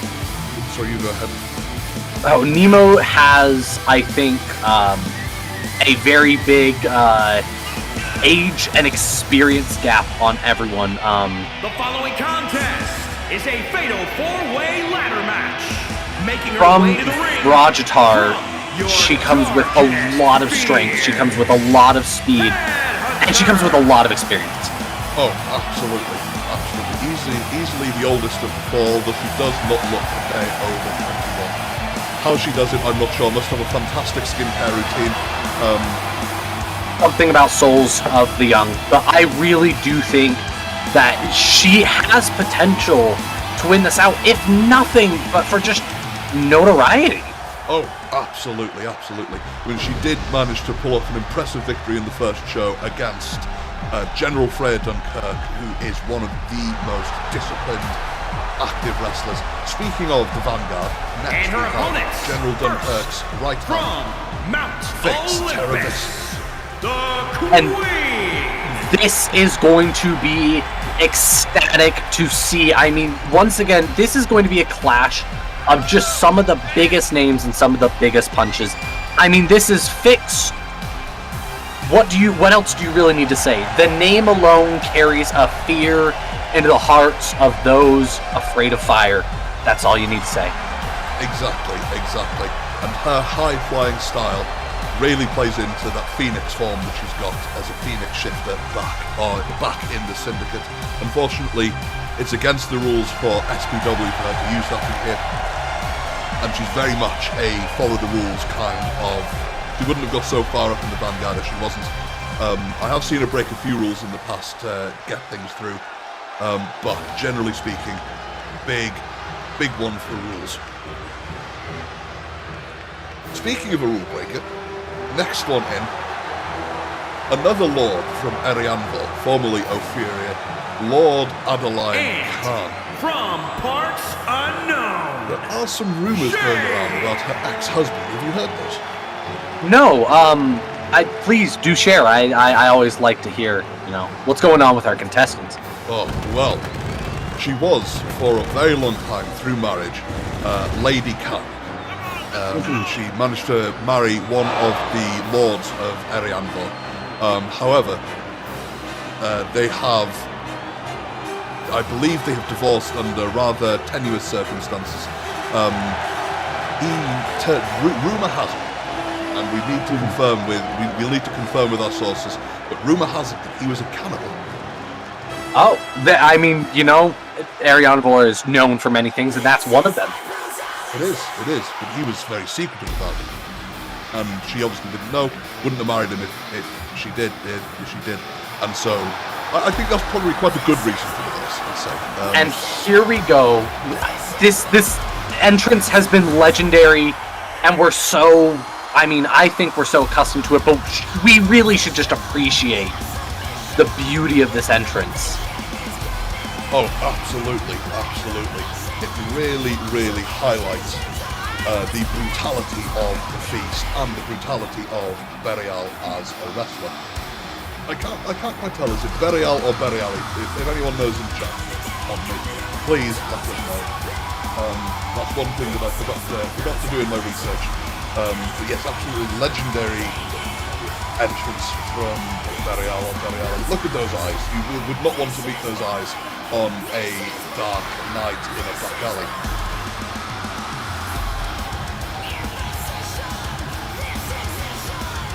Now, what do you think it's going to take from each contestant to win? What is going to be their condition that they can take away this contract with? Well, based on performances previously, Beriali is going to have to really pull out every stop with her brutality to get through this match. In regards to Fix, if she can get off the ground and get her high-flying, high-octane offense going, then she's got it made. With Nemo, she's really got to play her cards right. She's really got to pick her punches, pick her fights perfectly to get through. And with Adeline, she might be able to use those shadows and just the sneaky technical striker offense that she's cultivated over the years. If she's able to play her cards right and, again, just tactically pick those battles, then I think she might well come out on top. But this match, with how big these names are, could go, I say either way, could go any of the 4 ways in this match. And that is indeed why they call it a fatal 4-way. Of course. Wait, no, this isn't a fatal 4-way. Hold on. It is a fatal That's why 4-way. they call it a ladder match. And right off the bat, we've already got some big hits. I mean, this is going to be high octane. Everyone's got their strengths, and I think all of them know exactly what they have to use against the other. Oh, absolutely. There we go. That Feastian Vanguard rivalry coming straight out the back, with Burial really working on Fix's arms to try and stop that high-octane, high-flying offense. You've got Nemo with a slight advantage over Adeline. I say that just as Adeline reverses. Oh, there's a lot to take on in this. I mean, there's just so much to take in. You've got an absolute beatdown going on outside. And then in the ring, oh wait, no, it looks like Nemo is running to grab the ladder, take their chance while Adeline is down. And Fix is just taking a beating out there. Oh, absolutely. Adeline taking a leaf out of Burial's book, taking Nemo out the ring. Just ground and pound situation for Nemo. This is, I'll tell you what, this is quite the match. I don't think I've seen Fix able to throw a single attack. They are down. They need to get a tempo going. They need to get up. They need to get flying. And right now, Ariel's just unattacked. Trying to take down that. And she's swinging from that. And Fix getting her first attack in. Oh, fantastic seat slam there from her shoulders. And you can tell Fix is just mad and is ready to get back at Burial. Looks like Adeline is recovering outside. It's going to start coming back in. I mean, they really got to start throwing punches. Everyone, I think, is, too easily into where they're at. They need to start shaking it up. That they do. Some huge drop kick just then by Fix to the back of Burial's head. And Nemo seems to be getting the upper hand there over Adeline. Huge super kick, sending Adeline down to the floor as Adeline rolls out the ring, a little bit shook and stunned. I believe some youth today is probably a little outdated by now of how quickly the vernacular of the youth moves forward. But I believe one term they did use in the past, shooketh. Adeline is shooketh. It looks like Nemo is hanging as Fix throws the ladder and walks away with Burial. I mean, Fix is out here taking names now. Oh, absolutely. She is pissed. Picks up Burial. Burial's fighting back. Can Fix... Oh, and Fix... I mean, Burial fights her way out, and Fix starts punching back. Much more even fight. Getting that butterfly lock in on Fix. Just yeeting her off to the side. Big running neckbreaker by Fix on Burial there. A Hurricane Rana into ground and pound punches by Nemo. Really getting that athleticism going. First ladder strike. Fix uses the ladder. And that's what Fix is known for. They will take any means possible to throw down and take out their opponent, and that was such a good hit. Such a good hit. A huge Trouble in Paradise spinning kick by Nemo there. As Nemo picks up Fix from the floor, Fix missing a drop kick. A huge gut kick by Fix. Burial up onto her shoulders, and a reverse brainbuster. Christ above. Shards alive. This is big Adeline is just up there freely working away at getting that lock off. And it looks like Burial's the first one to try to get him away. And there goes the ladder. Once again, Adeline hanging from the belt. Will she drop onto the ladder? And Nemo reverse seated slam on Adeline. Another huge super kick into a cross-arm back suplex. And Nemo, I don't know if this is the time. Nemo feels so confident she's putting up that ladder, getting a climb. I don't know if... Oh yeah, it looks like she's turning now to fight more of a time open for her. And Fix, what a reversal, butting the heads of Nemo and Burial together. What a double up on Burial. And Fix is just clearing out the arena. What a Burial down. Nemo's down. Fix just has to worry about Adeline right now. And it looks like Nemo tries to start that fight. Fix is just up there. Doing her best up the top. What will they do to bring her down? It's halfway unlocked by what we can see. you can see there that Fix really just does not know how to pick locks very well. And I feel like it's going to slow her down. Probably is. Well, who do you think is the best? Oh, referee. What a hit! A low blow by Burial resulting to any means. It's a good thing this match is a no disqualification match, or she would have been kicked right out by our referees. Oh, and Nemo takes a ladder to the face. And what a fight by Con. She is out here. I mean, she took some early hits. She was laying down, but it looks like that strength is coming through. It's that vampirism. Once again, once you start taking damage, you're able to pop your way back in. Oh, aye, absolutely. Burial sent him to the corner before a huge punch by Nemo. The shining wizard, knee to the face. And that's got to hurt Adeline. She'll need a bit of extra makeup to cover those bruises tomorrow morning. And Nemo is, I mean, just walking around with the ladder. I'm not sure if she's she's planning to use it as a bludgeoning weapon. I think she might be taking some tips on bludgeoning weapons from Victor there. The two having made that after a recent... Oh! And what a beautiful flip by Fix. This is where Fix shines. The aerial, the high-octane flying high. She just now needs to get on the ladder and fly high up to the bar. Speaking of flying high, she just was flung high out of the ring. And I think she's more accustomed to flying high herself rather than being caused to fly high by other people. And Adeline is just, I mean, really, I don't know why we don't have ladders as a weapon in the Syndicate, because obviously they can be used to such great brutality here in these fights. Oh, absolutely.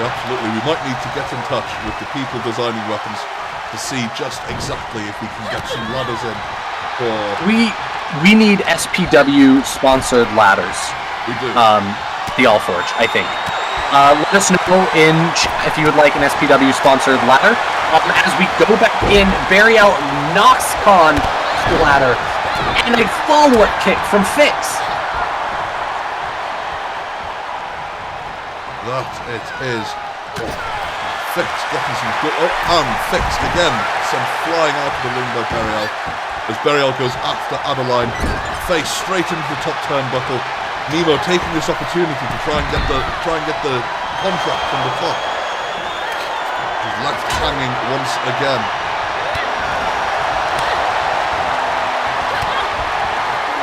Will she get it unlocked? No, she will not. Almost drops on that ladder. Almost drops on that ladder. And this is, I mean, it's really just evolved. I think they have to be scrappier. They have to be looking for more chances. Fix is just brutalizing Nemo now. Such big hits. Well, Adeline is here as well. Looks like they're trying to get in. It's a tag team in on Nemo. They know how much of a threat Nemo can be. Oh, that is why Burial just took her out with a ladder. This, I think, is the most useful weapon since the championship match last for Galish's championship, where Rosen tried to use a chair, failed, and Galish used it right back at her, crashed into the... And Adeline was going to set up for some big hit on the Burial, and then here comes Fix with a ladder. She's having none of it. Absolutely none of it. And that's giving Burial the opening she needs. This ladder is being used less for climbing and more for brutalizing the face of opponents, and I cannot be happier. It's an electric arena right now. Oh, absolutely. The Denny Ball Arena is going wild for these four wrestlers. Adeline pinpointing the danger of Fix being on the top rope and bringing her back down to earth. As the ladder is nudged back out of the ring.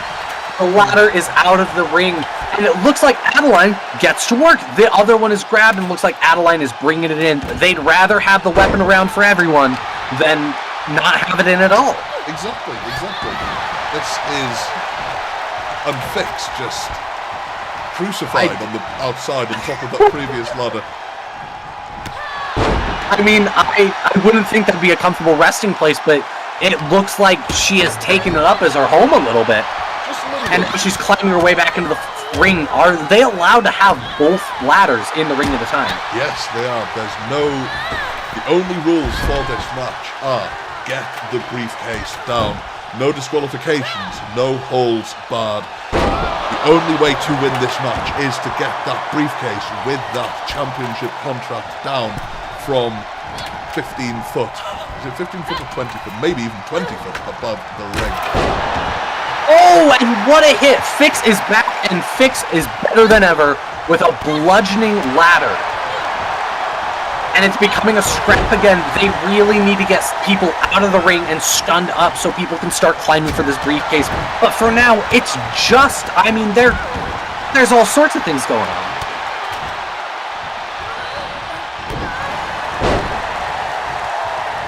It looks like support for everyone in chat. Adeline looks like they're down and out trying to recover. Nemo's gone down. Ariel takes a massive hit straight to the face. And Fix isn't going for the briefcase. Fix is going for the finisher. And misses. Can't quite get the ring.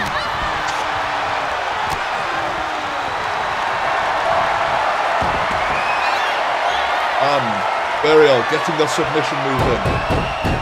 Fix tapping, it is no good. That is not a way to win, but the damage is done.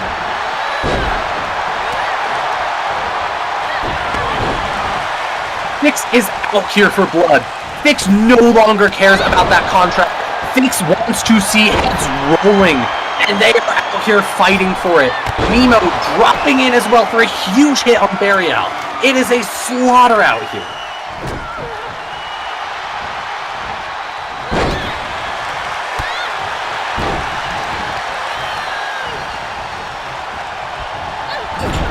Fix grabbing Adeline, walking into the corner. And what a flip. I mean, Fix just does not care about winning right now. Fix's worry is the other contestants. She looks like she has a moment. She might be coming. She gets dragged off by Adeline. She does. Fix trying to keep Adeline down here. Adeline fighting back. What she's known for. I can't from Fix. It's up the ladder. Fix to the case. Nemo coming to stop her. Is she going to have time to open it? The skills are coming back. She gets 2. She gets 3. It is Wins it. What a fight. Fix out here. Not a care in the world as she throws people around the ring to finish it up and seamlessly hit 3 locks in a row. What a finisher. What a way to finish the first part of this show. It's just some, look at some of these highlights. There's some absolutely brutal moments. Here is your winner, the Queen. I mean, there is a reason Fix has her reputation. There is a reason she is such a prominent figure in such a prominent guild, and that is because she knows her limits and she knows how to fight like none other. What an incredible match. What an incredible match, and a worthy winner as well in Fix. Next show, we will be seeing Fix up against Gaelish for that Guildhall Division Denny Bowl Championship belt. But for now, we're going to take a short break. So, go and get yourselves a cup of tea, cup of coffee, your favourite fizzy drink, your favourite snack. Go for a bio break if you need to. It'll take 5 or 10 minutes to really mull over the excellent wrestling we've seen so far. And your commentary team, Shammers and Svalin, will be back with you again for the next 3 matches of the show. For now then, we'll go on a quick break. See you guys on the other side.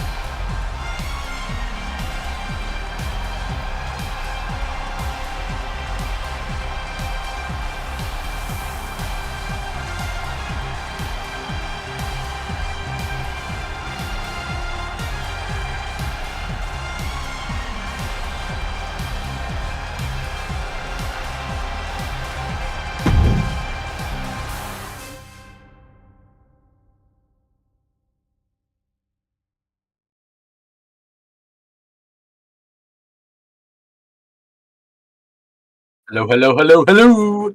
There we go, and we are back. Oh, fantastic. What a show we've had so far. What a first half Really, of the show. it has been so good, and I think honestly, I do just want to go through and really like look back because we had some amazing fights that I don't think we really got to break down. I mean, match one, Victor versus Alok. I mean, Alok was the underdog there. Oh, absolutely, absolutely. But he still managed to get that win. A very impressive win. One of the few Order of the Morning wrestlers here. In fact, I think he might be the only Order of the Morning wrestler in the entirety of the SPW roster, which is great. We then He had a lot of reputation. Oh yeah, he just had a lot of reputation to hold up with a title. Like, you know, I mean, the only Order of the Morning fighter here, and he upstarts on Victor, a beautiful fight. Oh, brilliant performance by Alec there. But yeah, that's what a fight! What an opener. We then moved on to some Guildhall Division tag team action between Eva and Miria, both of the Vanguard, versus Zelina of the Feast and Elijah Daniel, who we can't get a good read on what guild they're a part of. We've heard rumors that maybe Never Dawn, maybe, but we've not got any I mean, definitive you answers. can't really be sure. But that was another really good fight where you had a definite order of where it looked like it could go, and it was just a complete upstart from there of, you know, vicious beatdown until the Scrappy brings out on top over the Vanguard. Oh, absolutely, absolutely. Which again, another fantastic match. Some great moments from Eva and Miria there, but it looks like just the whilst Eva and Miria have got that training, it looks like the general overall scrappy combat experience from Selena and Elijah won out in that one. We then went on to match number 3, which was the vampire in Aelon Valdemar, captain of the Oathbreakers, up against the Steadfastian former vampire, Silas LaCroix. What a match that was. What a match that was. I came in really betting on Silas walking away from that. And then I think we then watched the shortest SPW match we have ever had. One of them, definitely. It was a one-sided beatdown to watch. And I think I do, you know, an apology really on to Aelon's skill. I should have known that he wasn't going to let that slide. Oh, yes, and he, again, a great show of power. Silas tried his best and did have some really good moments in that match, really tried fighting back, but Aelon's experience and strength just really shined through with that one. We then moved on to a battle of the council with the striking abilities of Koga up against the technical submission moves of Miranda, seeing Miranda win out again. A battle of the best friends? I think that was... Again, another fantastic match. A lot of back and forth between them. Do you think your expectations for that match were fulfilled, or were you surprised with how it played out? I'm slightly surprised. Whilst I think it was going to be a close fight, I in my gut, I thought that Koga would probably come out on top just for that extra. Miranda has learned to take those hits, but Koga's got that extra little bit of experience, having grown up in the Lycanite clans on Tempestia, that I thought would give her the edge. But Miranda came out on top in a stellar performance, and as you saw, they shook hands afterwards, which was very sporting. Yes. And that took us to match 5, our, you know, title number 1 contender match. Burial, Adeline Khan, Fix Tervis, and Nemo. We knew this one was going to be a brutal fight. We knew it was going to be an absolute clash of some of the biggest fighters in the Syndicate. Did it live up to your expectation? Oh, it surpassed my expectations. I thought it was going to be a very hard-fought, excellent match. But Christ alive, some of the brutality that came through, especially with that goddamn ladder, as someone put it in chat. It was used more for hitting people than it was for climbing up, I think. It was just passed between them like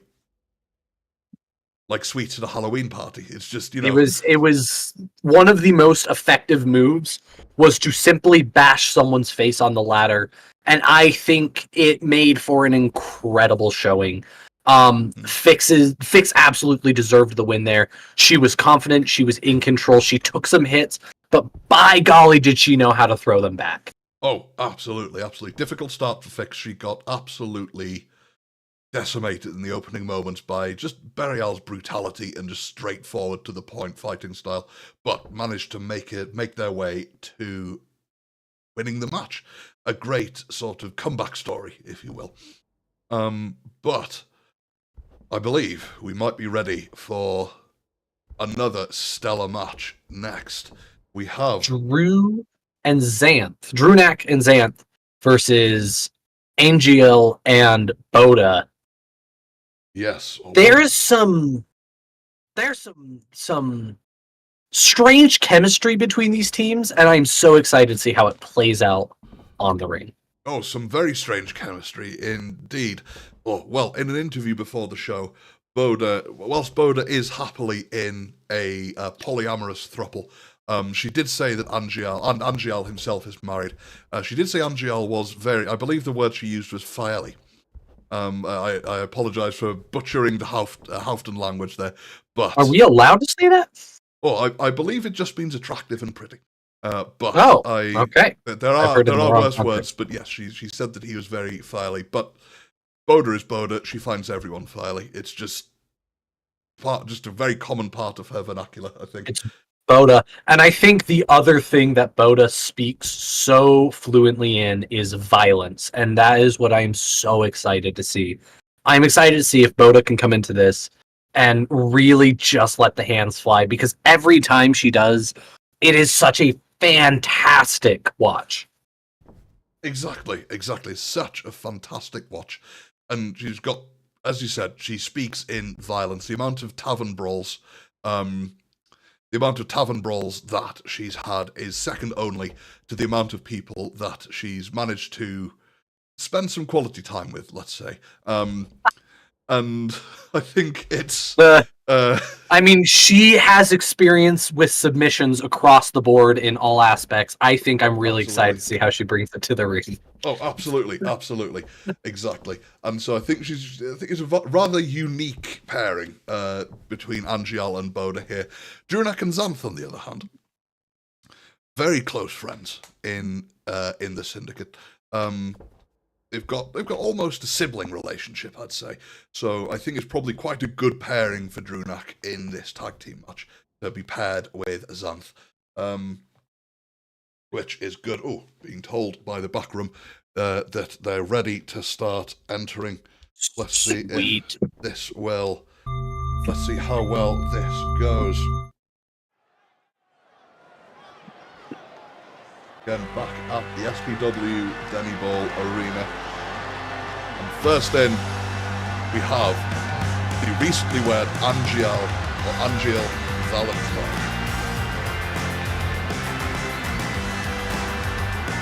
The only pocket powerhouse in this division. I believe he's only 5'5", but that Vanguardian conditioning that we saw with Eva and Miria earlier in the day, and Fix even more so, The following in the last contest match, is scheduled for one might play fall. to his advantage. Introducing first, And it is well known that Angial has persistence. He has the ability to just keep going. And that is going to be a huge thing in this fight. Is as long as Xanth can keep him in the fight, he does not go down. Oh, he does not, and he has the confidence to go alongside it as well. I've heard some people even go as far as to call him cocky. But that, I believe, is for the people in the Syndicate and our viewers here today to decide, just to see how cocky this man actually is. A lot of self. I mean, he comes out here with those lights. He comes out here with that cloak, with that hair. I think it's either cockiness or it's confidence in his own ability, and I'm excited to see which. Probably a mix of both. But the music has kicked in. We are welcoming one of the most popular, I think everyone's favourite Halfton here. Everyone's favourite 6'4" powerhouse of a tavern brawler, Boda Sigisdottir. I mean, Boda is another one of those names where you don't need to explain it. You say it, and the energy fills the room of who this woman is. She is dominant in every fight that she's in. Her partner from Asgard, Exactly. the She is Viking. dominant in every match. Well, having said that, she does have a 2-1. Sorry, she's lost one, won one, lost two. She lost the first two in her match, probably not quite used to the wrestling style of fighting, more concentrating on trying to apply the smackdown, as they say. But with her last one, she managed to pull off an impressive victory against General Freya Dunkirk. And I mean, really, we're going to see Angial and Boda. I mean, that's just a team of strength and of sheer cockiness and confidence and whatever you want to call it. I mean, really, if that is if anything is going to be their downfall, it's going to be that. And if anything is going to be their saving grace, it is going to be that. Oh, exactly. I think that will be their saving grace. Oh, I've just noticed in chat we've got Honeybee saying the money is on Drew and Boda. Unfortunately, they are on opposing teams. Boda is teaming up with Angel Valentine, and and Drew is teaming up with Xanth. But I agree with one Miranda McNeff in chat. This fight is going to be fantastic. Looks like we've got Team 1 in. Team 2 is on their way as Drew Nat. What in the world? But he does love his flowers. He does love his flowers. And that idea is that intriguing boa around his neck is made of apples. Are those shears? Those are shears, yes, indeed. I believe he uses them to trim his scalp. Very good, I guess. I mean, it's such an interesting introduction, but really, I do think that does speak to who Drew is as a person. Oh, aye, exactly. That glitter on his shirt and that metallic kilt. Quite the combination.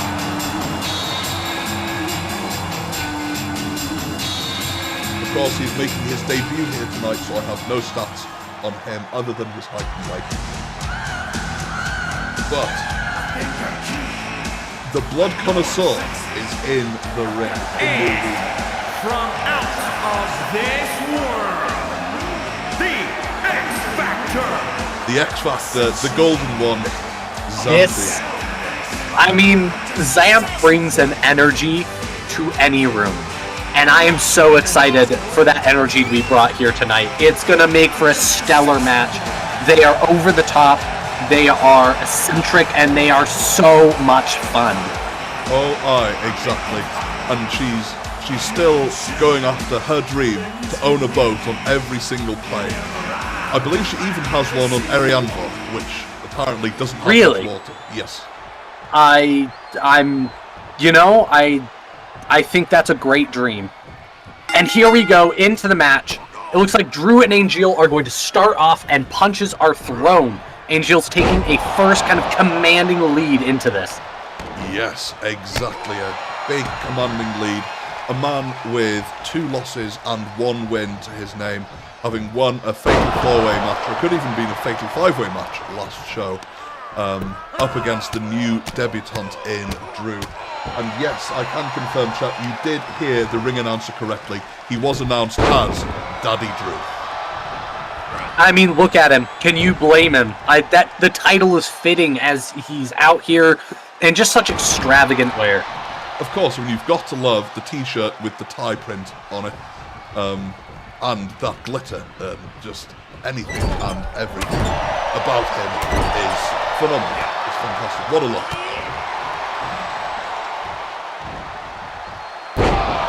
It looks like no one's tagged in yet. Is there some sort of like resentment between these two? They are just throwing blows.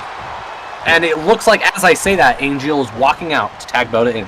Yes, and one of the special rules with these mixed tag matches that was implemented by the higher-ups is that if you're in a mixed tag match like this, you cannot have, once you're tagged, the other person or the other team also has to come in. I do not know why. In the Syndicate, anyone can fight anyone, but just a rule that the higher-ups wanted to implement in my team. I know Boda and Drew Knack would be quite an interesting fight. I'd quite like to see it. Or even Xanth versus Angel. That could be an interesting one. Looks like Boda takes it outside of the ring, is now working the way back in, bringing the fight back out, and just seeing what they can do with these punches. She had a pretty commanding, lead on her hits, but now looks like Xanth is starting to strike back. That it is, showing again that vampiric endurance. The X Factor, the blood connoisseur, trying to get back into this match against a much bigger opponent in Boda.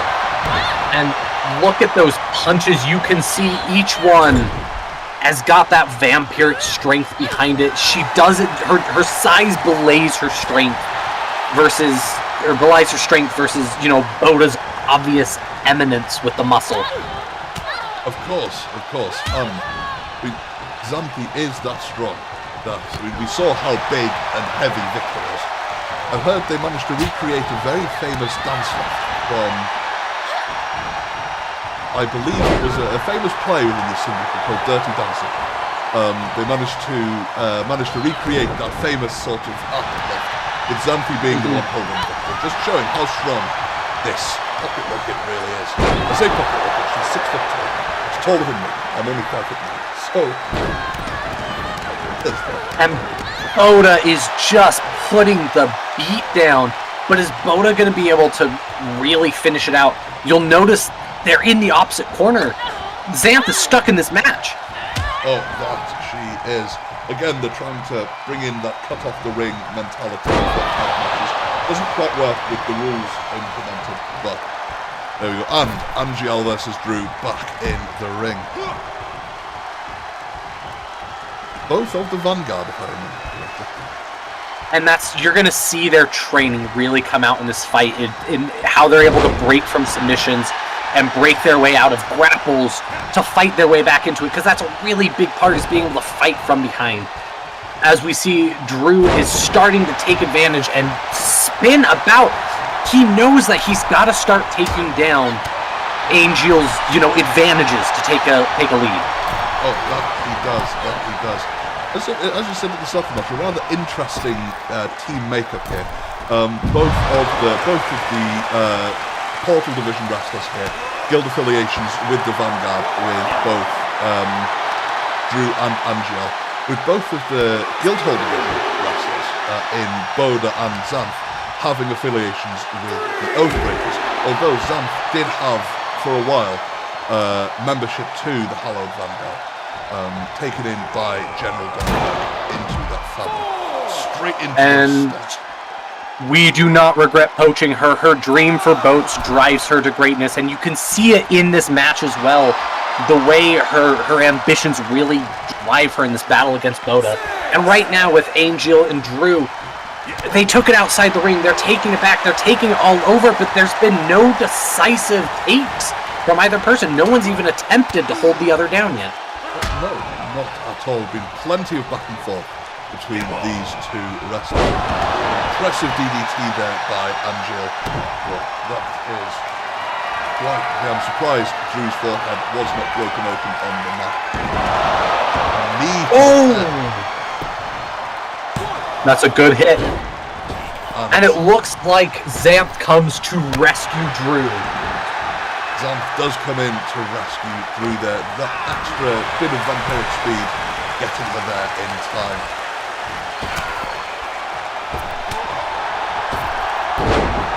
Impressive forearms to the back by Drew there. And Xanth is tied back in, making Boda the legal wrestler again in this match. Oh, and what a hit from Boda. That has got to hurt. But Xanth just gets right back up. It's insane. Oh, exactly. Oh, I may have spoken too soon. And Drew in to get that through. Boda up on the ropes. Boda comes down, misses. Well, It doesn't look like it stops too much. Nope, I've heard she does quite like her pre-match routine. I've heard for Boda is to have her favourite flag in the veil before putting down, or maybe three, who knows. So that could have played into this. She says it makes her fun. You should really check up on the rules if that's legal. I don't know if you can have that much of a drink, but it looks like it's working for her. Officials are fine with it. Yeah, It starts throwing back down on Xanth. And another tag in. Here comes Angel and Drew again. Now, once again, one of them needs to start taking a lead and trying to pin the other down. They can't just keep exchanging blows. Yes, one of the others does need to. With Xanth out of the ring, Angel could have a big advantage here if he's able to. But Drew, look at that strength. And Angel kicks out after one, but the strength to be able to pick Angel up. I know Angel's only small. Really, it's not just the strength to pick him up, but it's the strength to swing him around. And you can just see each of these fighters are so adept at what they know how to do. And if they can step their way back into it, they're good. Exactly. And Xanth is coming in to rescue. Just as Angel starts getting back into the match. Drew showing off a bit, dodging out of the way and kicking Angel in the backside. Showing off a little bit, What getting a little show. a good way to stop that momentum. Bring back in, now it's Boda and Xanth. These two do not hold back. Lovely German suplex by Xanth. And what a reversal by Boda. Boda reverses, goes up on the ropes. You do not want to take a hit from Boda on the ropes. And Xanth takes it to the back. Double axe handle to the back of the neck from Boda. That's popped to bed.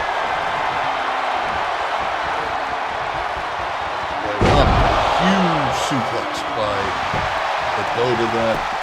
Boda immediately goes. There's no one to try and save him, but looks like Xanth tries to kick out. Dan kicks out. Drunak manages to get in for the referee, distracting the referee to break up that. But a count, and never mind, knocked down. Another one from Boda. Boda is just dropping Xanth onto the floor, and it's working. And it looks like, I mean, Drew's going to need to tag in and try to help keep this from finishing up. Oh, that he will. Xanth desperately needs that tag. Boda really getting that on. Those stomps to the chest again have got the special extra leverage pulling those hands up. Xanth gets back out. Xanth needs to fight her way back over to Drew and needs to tap out. She doesn't have the endurance and she's falling behind. And it looks like Boda's the one who actually takes the advantage and grabs in the tap. Impressive flurry of blows by Drunak there. Angel goes up, straight into a knee, and into a suplex. What a move by Drew. Drew is picking up the slack and working with what he's got. Xanth is still down out on the ground. There's no tap for Drew. Drew has to fight. Drew has to fight. If Angel can get an advantage whilst Xanth is still down, then a spear off the middle rope. Is this enough? No, not going for the pin. The big headbutt by Angel. Xanth is back up. It looks like Drew has some backup if he needs to tap, but it doesn't look like he wants to. He wants to keep fighting. And that is the Vanguardian spirit shining through with the impressive green and yellow clad. What do we call people from Arianville? I always knew of Fury. Arianavorians? I don't like how that sounds. I'm sure we'll figure it out. We'll do some research for next show. But massive hits from Xanth. Xanth is recovered, and Xanth is hitting that stride. That's vampire strength right there. That is a vampire second win coming out in roaring force. Yeah, maybe she's entered into a blood rage. There's no blood to be seen, so maybe not. But it looks like she is trying to draw it out anyways with these vicious attacks onto Boda. Boda is going for a reversal now. Is it going to be enough to stall Xanth's momentum? Could well be. Could well be some big knees by Boda. But Xanth managed to get the kick into the bottom hand of her, bottom side of her thigh. Bit of impressive. Such a kick, and it looks like it's a tag out so both fighters can recover. Angel and Drew. Referee, that was a low blow by Drew there. Surely, ref. That's a disqualification. Looks like Drew's fighting back anyways. Once again, one of them needs to go for a submission, needs to go for a pin. They can't just keep beating each other down, and here's a submission for Drew. And Boda coming in to try and break it up. But Drew's got it very locked in. Will Angel tap? Drew, let's go. Going for the pin. Going for the pin. That's one. That's two. And kicks out. The confidence from both sides. No one's stepping in. They just want to see this fight go down. Drew is throwing his weight around, and Angel's looking to fight his way back. Some elbows to the stomach to shake him off. Some strength that comes with that Vanguardian training into a gut buster on Drew. Angel tags out. Once more, back to Xanth and Boda. Is Xanth's strength going to last from her sudden rush momentum? A good drop kick from Xanth, bringing it back outside the ring if she follows. If she follows, she does seem to be overlooking. Is stretching out a little bit before. Oh, and a Springboard. bad miss. Boda registering and moving out of the way just in time. And a tavern brawler coming out with an impressive headbutt by Boda. Boda definitely having the... And it looks like Angel and Drew are fighting on the side. It is an all-out brawl outside of the ring. That it is. The referee really needs to get control of this one. And Xanth just Irish whip into that sideboard. Oh, before an impressive Valiant head pile driver. Drew and Angel are brutalizing each other, and they're not even in the ring right now. Well, they're letting that rivalry. Maybe one of them's been offered a promotion for whoever wins in the guild. I do not know. We'll have to have a word with General Dunkirk, see who comes out on top. And a great slam down. Xanth is going up on the ropes. She climbs back down. A good move. Boda moved out of the way. Xanth can't be making mistakes right now. She has to be finding a way to tactically work her way back into this. She and Drew are on the back foot right now. They are retreating from dominance from Angel and Boda. That they are. It is impressive. Drew going for, not a sharpshooter. Stretching that back with a vicious stomp to the back of Angel's head. That has got to hurt. Something tells me Honora will not be particularly happy with the bruises and bumps Angel has coming home tonight. And Angel gets another chance to get up, saved by Boda. He kicks off Drew. Maybe he can bring home a title with those bruises. He's got the pin. No one coming in to rescue, and Drew kicks out at the last second. Inches away from the mat, the referee's hand. Absolute inches. I thought that was 3. I really thought that was 3. And Angel, a bad move from off the top rope, but it looks like Drew is still stunned up. Angel's got a chance to make a big move. And nice. Over the top! Nice shining lights. Moonplex suplex there. And Boda versus Xanth back in the ring. Xanth coming out with some big hits. This is exactly what Xanth needs to have. Strike back from Boda, taking down Xanth. Once again, they're so willing to beat down on each other, but no one can hold each other down. Why do you think that is? Where is the strength coming from for each of them? Well, obviously, if we're looking at Angel and Drew, same answer we've been given for many of the Vanguardians throughout the night. It's got to be that Vanguardian conditioning. When it comes to Xanth, dreams of those both. Again, inches away. Drew just willing and able to fight back at the last second. It is that Vanguardian training. For Xanth, it's got to be that vampirism, and Boda, it's got to be 3 drinks before the game, right? Oh, absolutely. Whilst those 3 pints of ale would inhibit every other wrestler, with Boda, it's like spinach for Popeye. It's just it gives her extra strength. Beforehand, she just drinks it. Instead of just downing spinach, she downs a pint and her muscles get 10 times bigger. Drew takes down Angel, holds him down in the pin. Drew and Xanth. What a finisher. What a finisher that is. And look at some of these highlights. Some absolutely devastating moves throughout the match. It has been fantastic from start to finish. Definitely takes that rating. Here are your winners.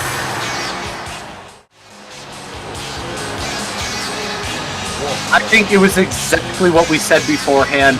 If Xanth and Drew could time their tap outs and really well play to, popping in and out of the match, that is where their win condition was. And look at that.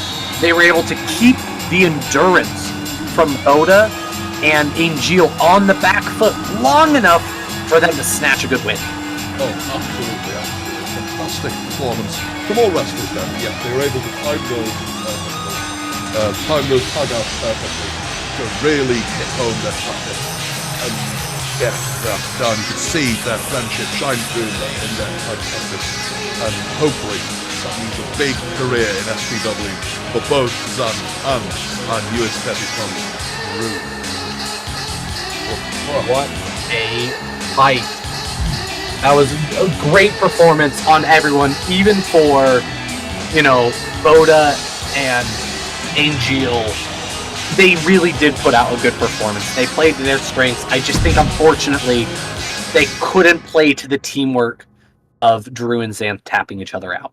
Yes, exactly. Yeah, those quick tags by Drew and Xanth, I should say, definitely helped with that.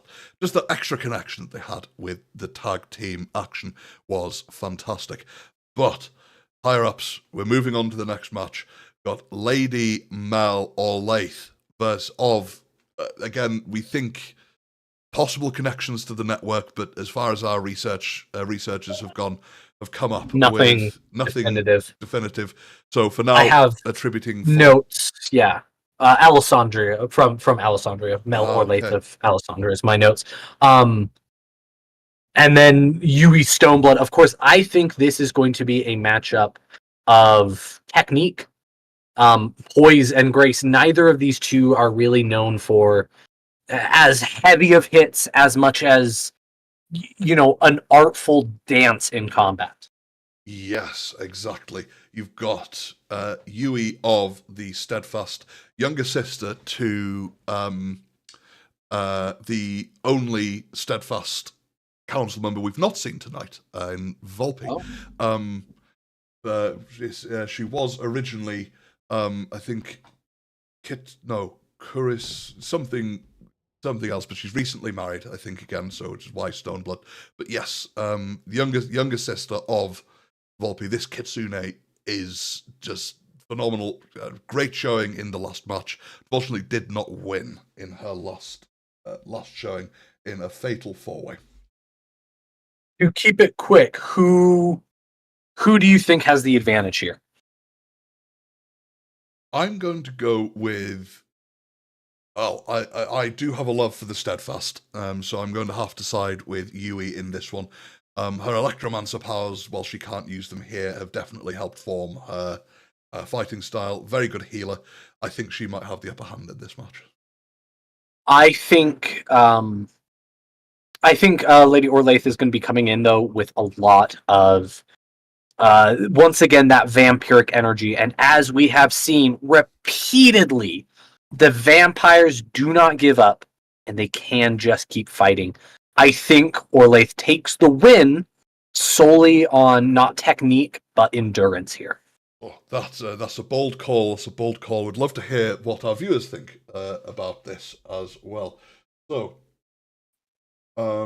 there are a few Steadfastians here, but whilst I look into the stats for that, I will. It looks like I haven't been told by the higher ups they're ready to enter.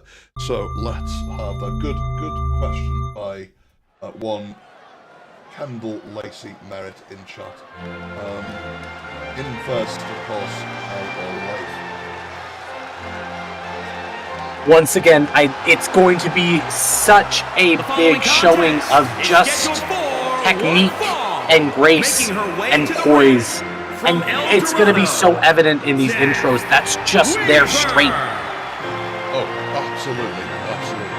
And I think that definitely gives Lady Orlaith here a very big advantage in this match.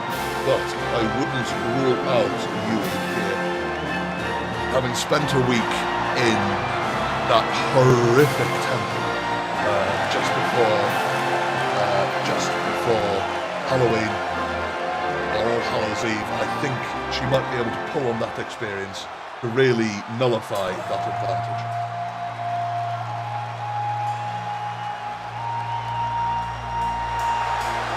Speaking of, here comes Yui.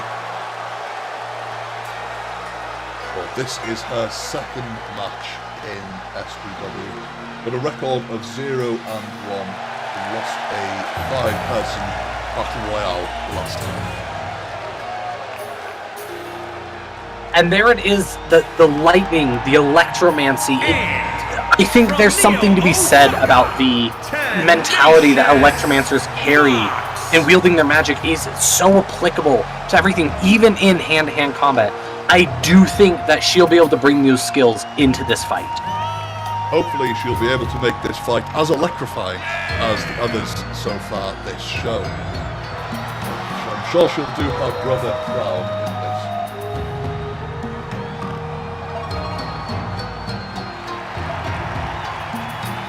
And you can hear the crowd loves her. Her entrance is electrifying, like you said, and it's just so beautiful. It gets everyone really excited to see how her fighting technique will show off in this fight. Oh, and this will be our first proper look in one-on-one combat for Yui. She's got her gi on, as opposed to the split poofy trousers that can work kind of as a dress. Bell goes and Yui. We're straight out into it. I mean, Yui is just coming out.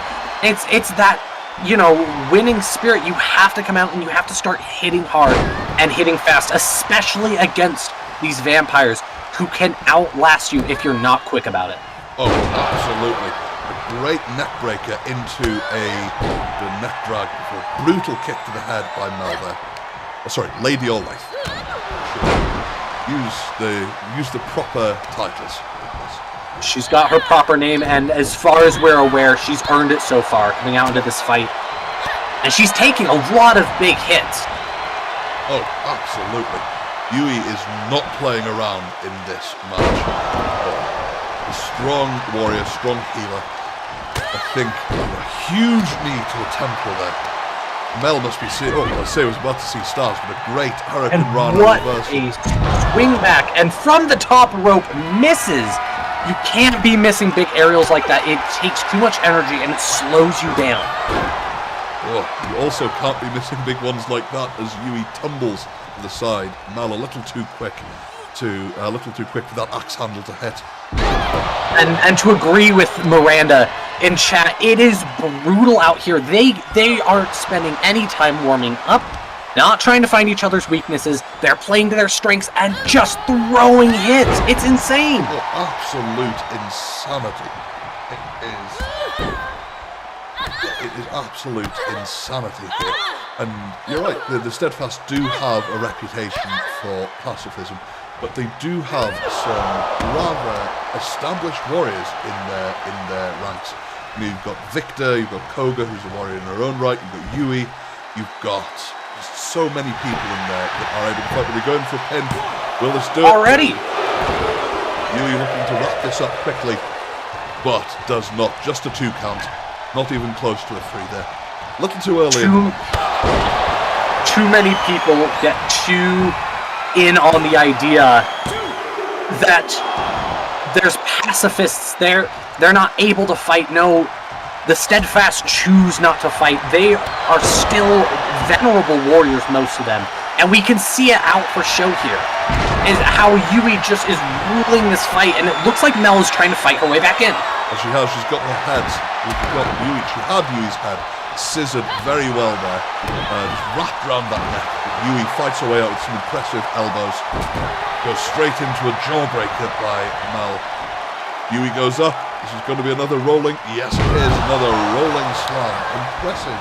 Impressive set of moves by Mel here. Or Lady Olaf.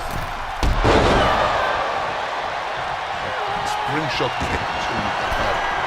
There's not that much in regards on the ropes. Waiting for you to get in range, and what a jump! Both seem to take a hit and go down for a moment. Maybe Mel a little from overexertion. Just the length of that jump.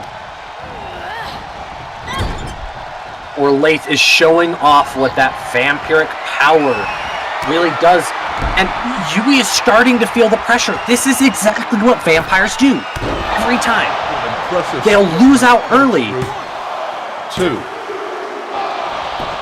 That's the closest we've had so far. Closest we've had, and that's vampires. They can take beatings and just keep taking that blood rage kicks in. And the fight becomes serious suddenly. That they can, exactly. Let's get a proper look at the action. I realise we were still on screen. Let's give this match the due diligence it deserves and put it full screen. Here. But there's not a whole lot of height or weight difference between these two.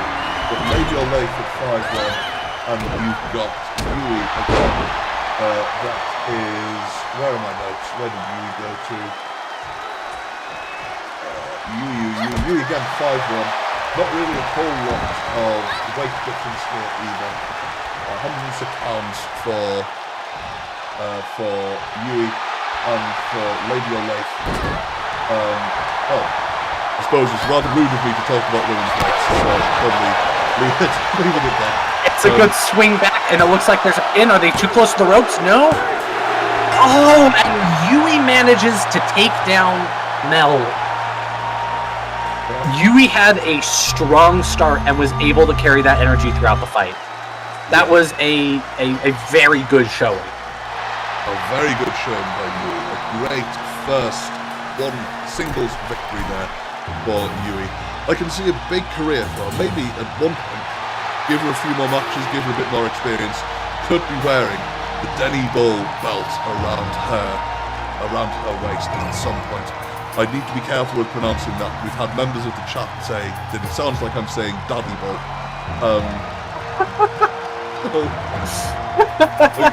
when Drew's involved, when Daddy Drew's involved, it might be the Daddy Bull. Who knows? But we will.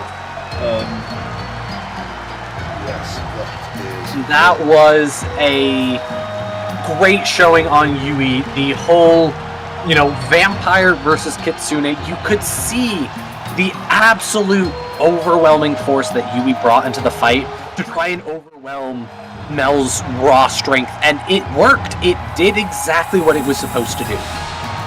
Oh my, absolutely. Absolutely. It did exactly. Yui planned that out, mapped that out to perfection, managed to get the win. And you can just see on Mel's face, or Lady Orlaith's face, she is not happy. I would like to see how this progresses.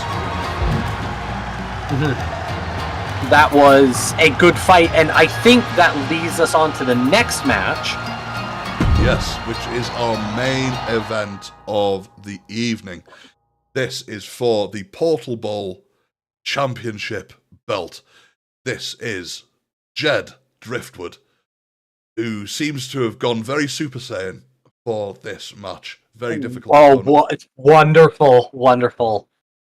That's up against Scout versus Mr. Synergy .2, or version 2 in Karasin Rickson, followed by the champion himself, Farwolf Svati. The biggest challenge, would you say this is the biggest challenge Farwolf has faced so far? This has got to be one of the strongest. Jed is known for a lot of things, and one of the big ones is that while he may not hit the hardest, you do not land hits on Jed and just get away with it. He always has a strike back. If you ever even manage to get him, he's always got a fist coming back your direction.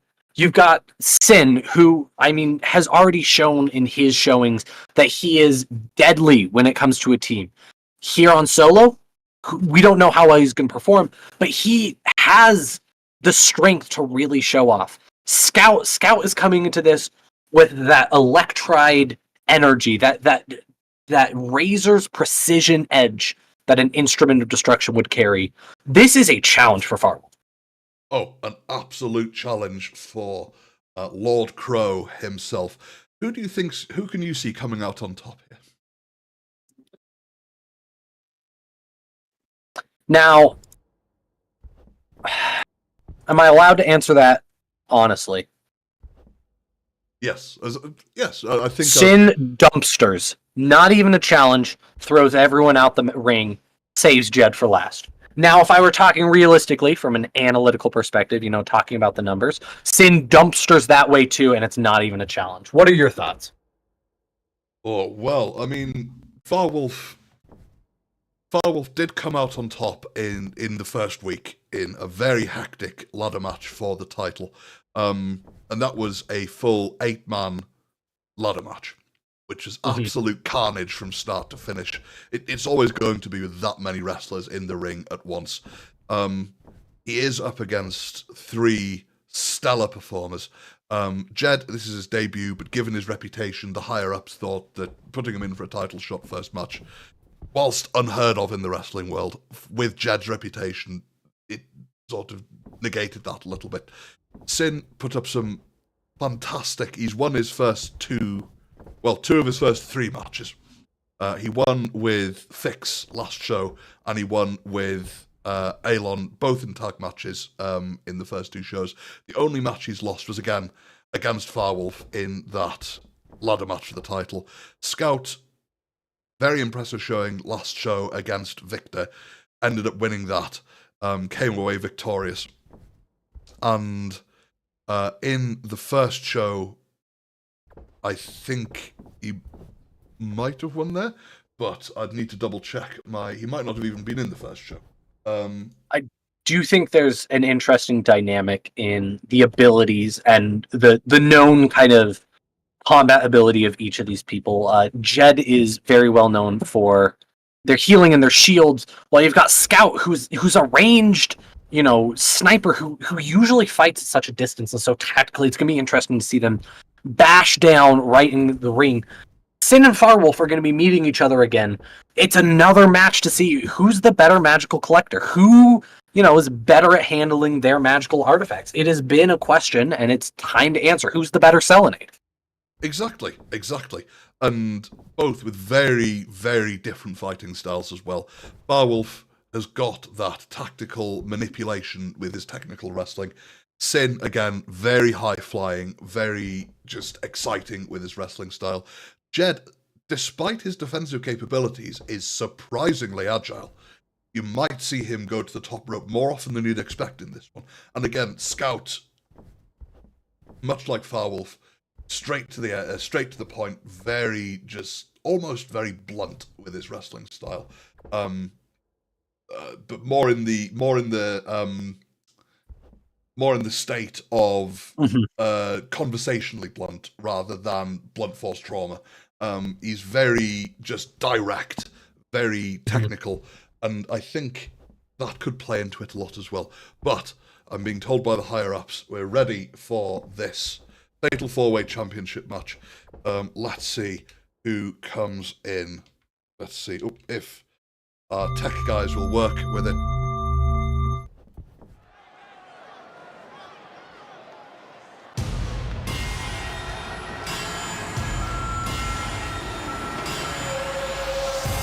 Here's those clangs and that metal music. You know what I mean? One man. The following contest is a fatal 4-way match. Making his way to the ring from your darkest fears. Weighing in at 228 pounds, the Super Athlete.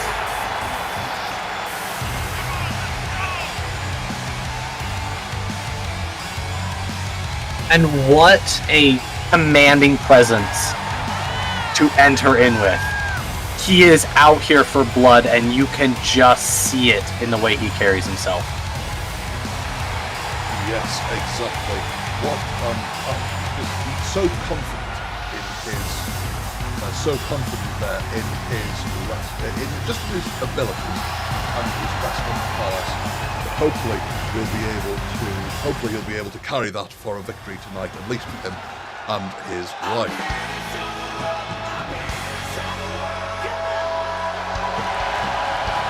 And his opponents, first, representing the Grinders, from the internet, weighing in at 180 pounds, the Dragon. The Dragon Rickson. I mean, what do you need to say about him? He carries energy, and he flips it through the air. He's out here to take names. Yeah, is absolutely here to drink milk and take names. Unfortunately, he's all out of milk, so taking names is all he has left to do tonight. Absolutely fantastic competitor. One half of the Glitterillas, the other half tried for the championship last week. We'll be able to do lots and lots.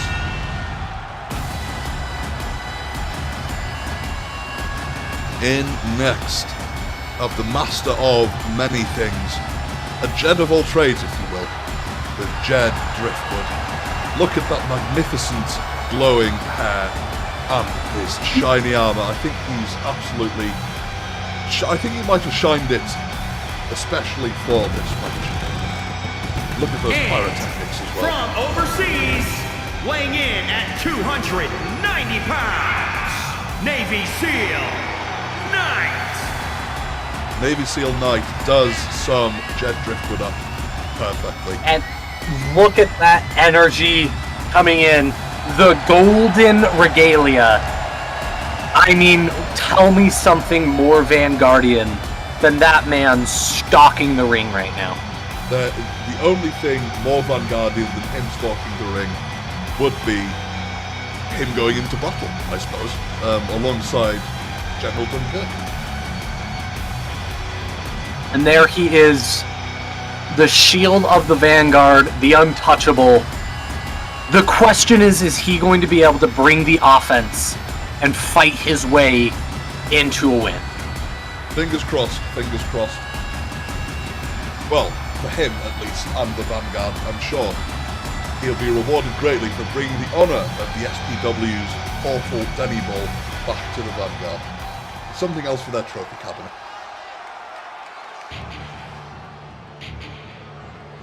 And finally, the champion himself, Barwolf Svarti, coming in, the smoke, the candles. Gonna look at the newly redesigned Portal Bowl, a Portal Division Denny Bowl belt as well.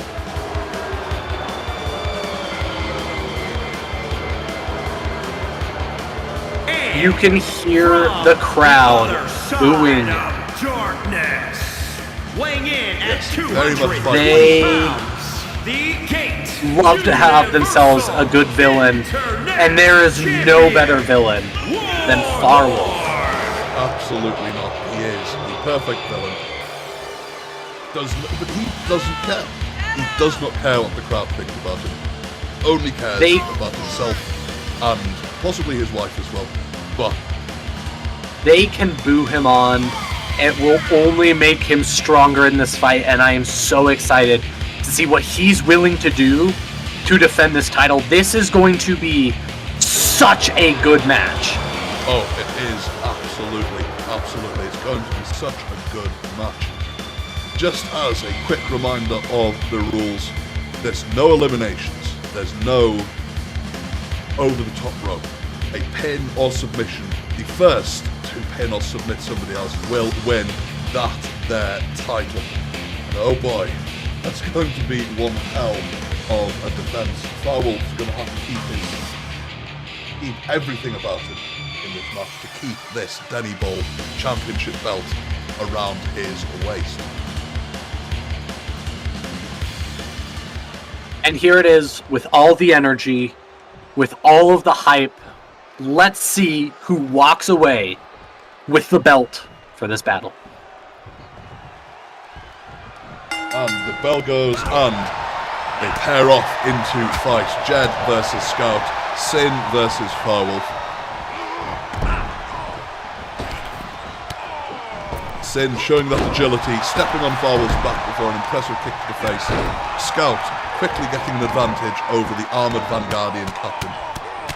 And Sin is really just picking his target. He knows who the champion is, and he's out here to fight. Meanwhile, in the background, you've got such a good brawl down from Jed and Scout as they just throw hands. It's such an explosive start for all parties. Oh, absolutely. Absolutely explosive. Everyone wants this championship belt. Is the joint biggest prize here at SPW, alongside the Guildhall belt for the other division as well. Both of them huge honours to hold. Firewolf will know that and will fight tooth and nail, quite literally. It looks like there's a potential pin. Jed kicks out after one though.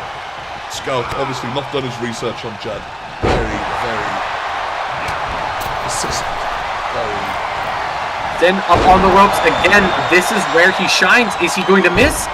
Or is he going to stick the landing? He sticks the landing straight down on the Firewolf's head.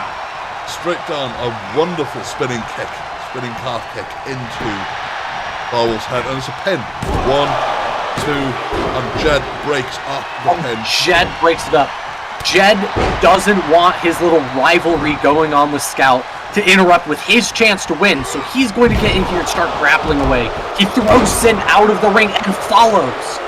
Oh, that was impressive, just straight slingshot out of the ring. Jed showing that athleticism that people sometimes underestimate in this unraveling.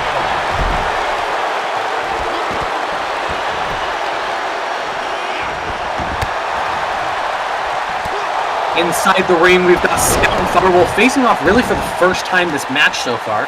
Looks like Firewolf goes down. He's a bit stunned up while Scout tries to move him into place. Meanwhile, outside, we've got Sin and Jed just throwing punches. Just throwing punches, exactly. Sin, one of the few people in the Syndicate that can actually deal with Jed in proper martial combat as well. Arguably, Sin is one of the most powerful characters in the Syndicate. He's one of the most powerful characters there. No second guessing that. Can be a little bit of a glass cannon at times, but has enough defense to keep himself going. And in this case, his strength comes from these one-on-one duels where he can pull off just artistic combat, but he doesn't win in a multiple engagement. He needs to pick his targets better. And it looks like we've got Firewolf and Scout. Firewolf is falling behind on Scout's just overwhelming attack, as Firewolf's now looking to work his way back into it. And Scout kicking out after one. Not sure what. I think maybe Sin was going for maybe a slingshot or something, but Firewolf catches him and Jed drop kicks him out of the ring. And it's personal now. Jed takes it right back outside the ring. Well, Jed is not happy with Sin right now. Not happy in the slightest. You can tell by the waggle of that hair he's got. He's not happy in the slightest. And that athleticism by Jed in heavy armor as well. Oh, and what a hit from Sin, as Sin is currently trying to find a new target, and Jed is finally going to leave him alone for a bit. Hurricane Rana spike into the floor. Sin just absolutely demolishing. As you said, just dumping everyone at the moment. Really working And on he's only got Firewolf in front of him, and he is taking the dirtiest shots while he's got the time. Scout's finally worked his way back in, but is he going to be able to do anything with it? As Sin just drops down on Firewolf. Scout ready to break up the pin early though. Impressive standing drop kick by Scout. Scout is not willing to let Sin just run away with this fight. Scout, it looks like, is trying to pick his targets as Jed climbs his way back in. Jed looking to grapple Firewolf. Firewolf just got up. Just got up. I think Firewolf might also be bloody here from that last headbutt. But Jed, absolutely cleaning shot. Will someone be able to take him down? Sin is out of the ring right now as he's trying to recover. Firewolf is just taking every hit. He rolls out of the ring. Now it's Jed versus Scout alone in the ring. Jed's been showing good, but it gets taken down by Scout. Scout is taking down the team until he finally gets pulled off his momentum. Nice dragon screw leg drag there by Scout. Everyone taking turns to just clean up shot. Sin taking a while to show up there as well. Oh, and what a good slam. Looks like Scout's trying to hold him down, but Jed breaks up the submission, then takes a kick to Sin. Jed is just out here cleaning the floor. He is absolutely ruined. Firewolf showing a bit of frustration. throwing Sin face first into the top turnbuckle.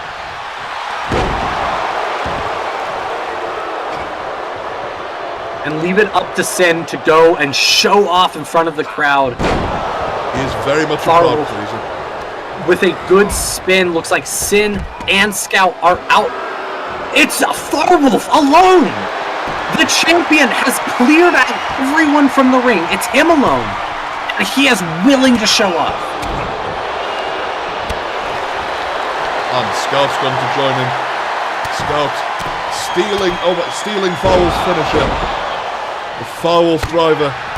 There we go, straight into the floor. The tombstone Farwolf's down. driver. Is going for a pin while Sin and Jed are just throwing down. Will Sin be able to get in there and interrupt it?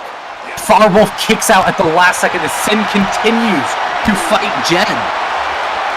Scout going for that submission move.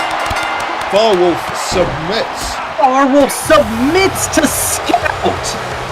And Scout becomes the new Portal Division SPW Denny Bowl champion. What a fight. You just see Scout had his priorities correct. Every moment of the fight he knew where he needed to go and who he needed to target. And I think everyone else just couldn't match that level of tactical skill. Exactly. And just the disrespect Scout showed by stealing. That isn't Scout's finisher, that pile driver. That's Farwolf's finisher. The utter disrespect he showed Farwolf with that last move, that finisher, that pile driver. Oh. Incredible. Farwolf's going to have some Coming words. back. What a fight. It was a great showing from everyone. Everyone had their tactical prowess, their moments of skill. But Scout just executed better and was so confident to just take a finisher and use it to finish the fight while everyone else was distracted. That right there is what SPW's got to be about. It's got to be about showing off to the crowd and having the skills to just back it all up. And the creative thinking as well, and just the presence of mind to go, you know what, I'll take that finisher, thanks very much, I'm going to steal that, mine for a second now, and just use it to win the match. Phenomenal, great thinking by Scout. Farwolf will not be pleased. Not at all. What an incredible match, and that's going to haunt Farwolf until he gets the chance to fix it. He's going to be known as the champion who was finished by his own finisher. Exactly. Something that really weighs on you. And Sin and Jed had great fighting. They knew, how to take down their opponents. They knew how to present each other and how to show off to the crowd, but they just weren't able to finish. And that's what put Scout a cut above the rest in this SPW championship. Exactly. Well, I don't know about you, but after matches like tonight's, I don't know how they're going to pop it next show, but I cannot wait. They have to do something pretty incredible to reach that level of excitement that we had tonight. And thank you so much for everyone who tuned in to watch. It was great fun to see your comments kind of roll by and be able to interact with you guys. What was everyone's favorite fight? What was your favorite fight? I'd probably say my favourite fight tonight. All of the matches were fantastic. They were all phenomenal fights. But I think my favourite had to be the ladder match. It had to be the #1 contender match for Galish's Guildhall Division Denny Bowl Championship. Now we know Fix will be facing Galish in a very tough fight on Vapor next show. So that is going to be, Galish will have home field advantage. They've defended against very tough opposition. I think there's going to be an uphill battle to Fix. But after her performance earlier tonight, I think she's definitely on form. It was an incredible fight, and I think it's got to be one of my favorites, my second favorite.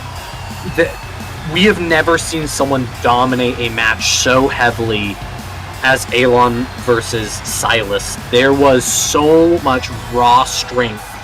It was, less than a 10-minute, 5-minute match. Throwdown. I think it's really exciting to see that disparity of skill and see that Silas still has a long way to go. He does indeed. But yes, maybe with his current skill set, maybe a little better suited to tag team action, whether with Vane or whether with Allarine in their three-person tag stable, Fins and Fans. But yeah, that was an absolutely dominant front. But so, let's double check. Let's double check chat. No favourite matches, but it looks like there's calls for Jed versus Farwolf next show. So I think Jed versus Farwolf, there would be a great move in maybe pitting, divide up the Steadfast Council. I want to see Steadfast Council versus Steadfast Council. I want to see the clash of pacifism. I think that would be a pretty fun match. that could be an absolutely fun match. We did see a little bit of that earlier tonight with Koga versus Miranda. But yeah, maybe we could see that. Maybe some sort of mixed things in the next show. There we go. Oh, we only got Miranda a bit biased towards a cancel match anyway. So maybe next time we will see that in the thing. Who knows?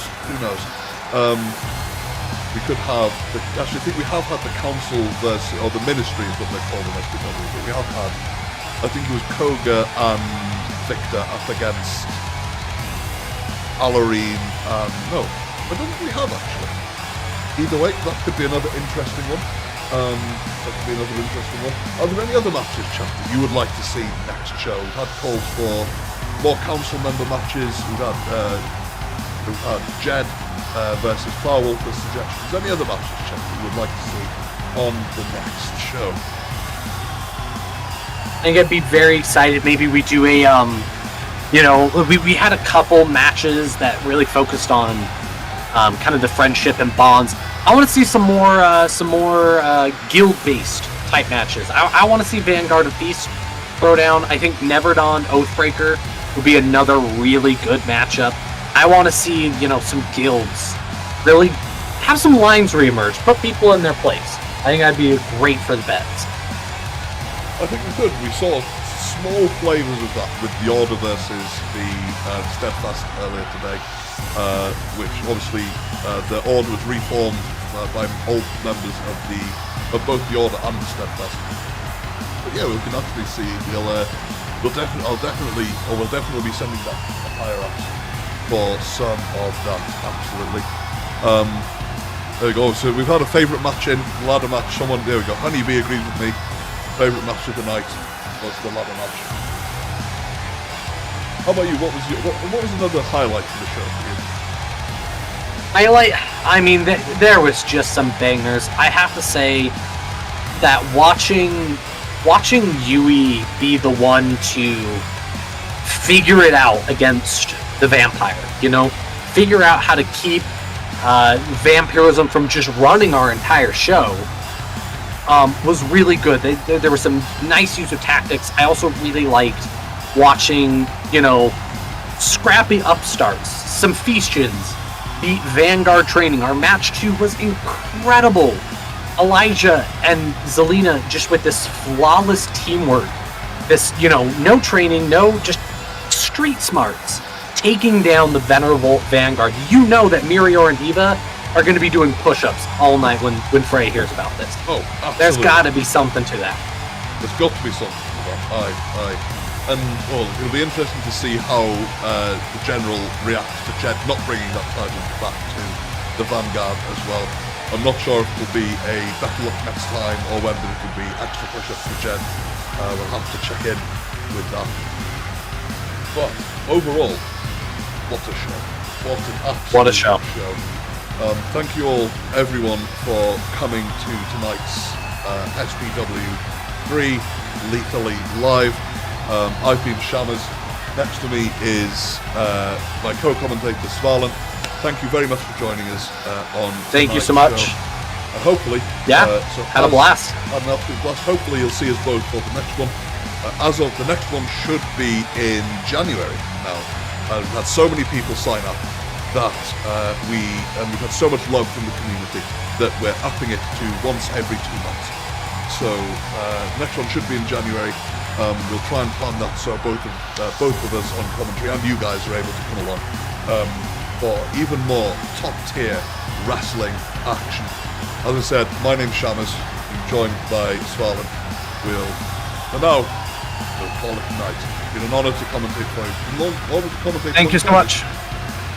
Thanks so much. You all been great. See you in the next one. See you in the next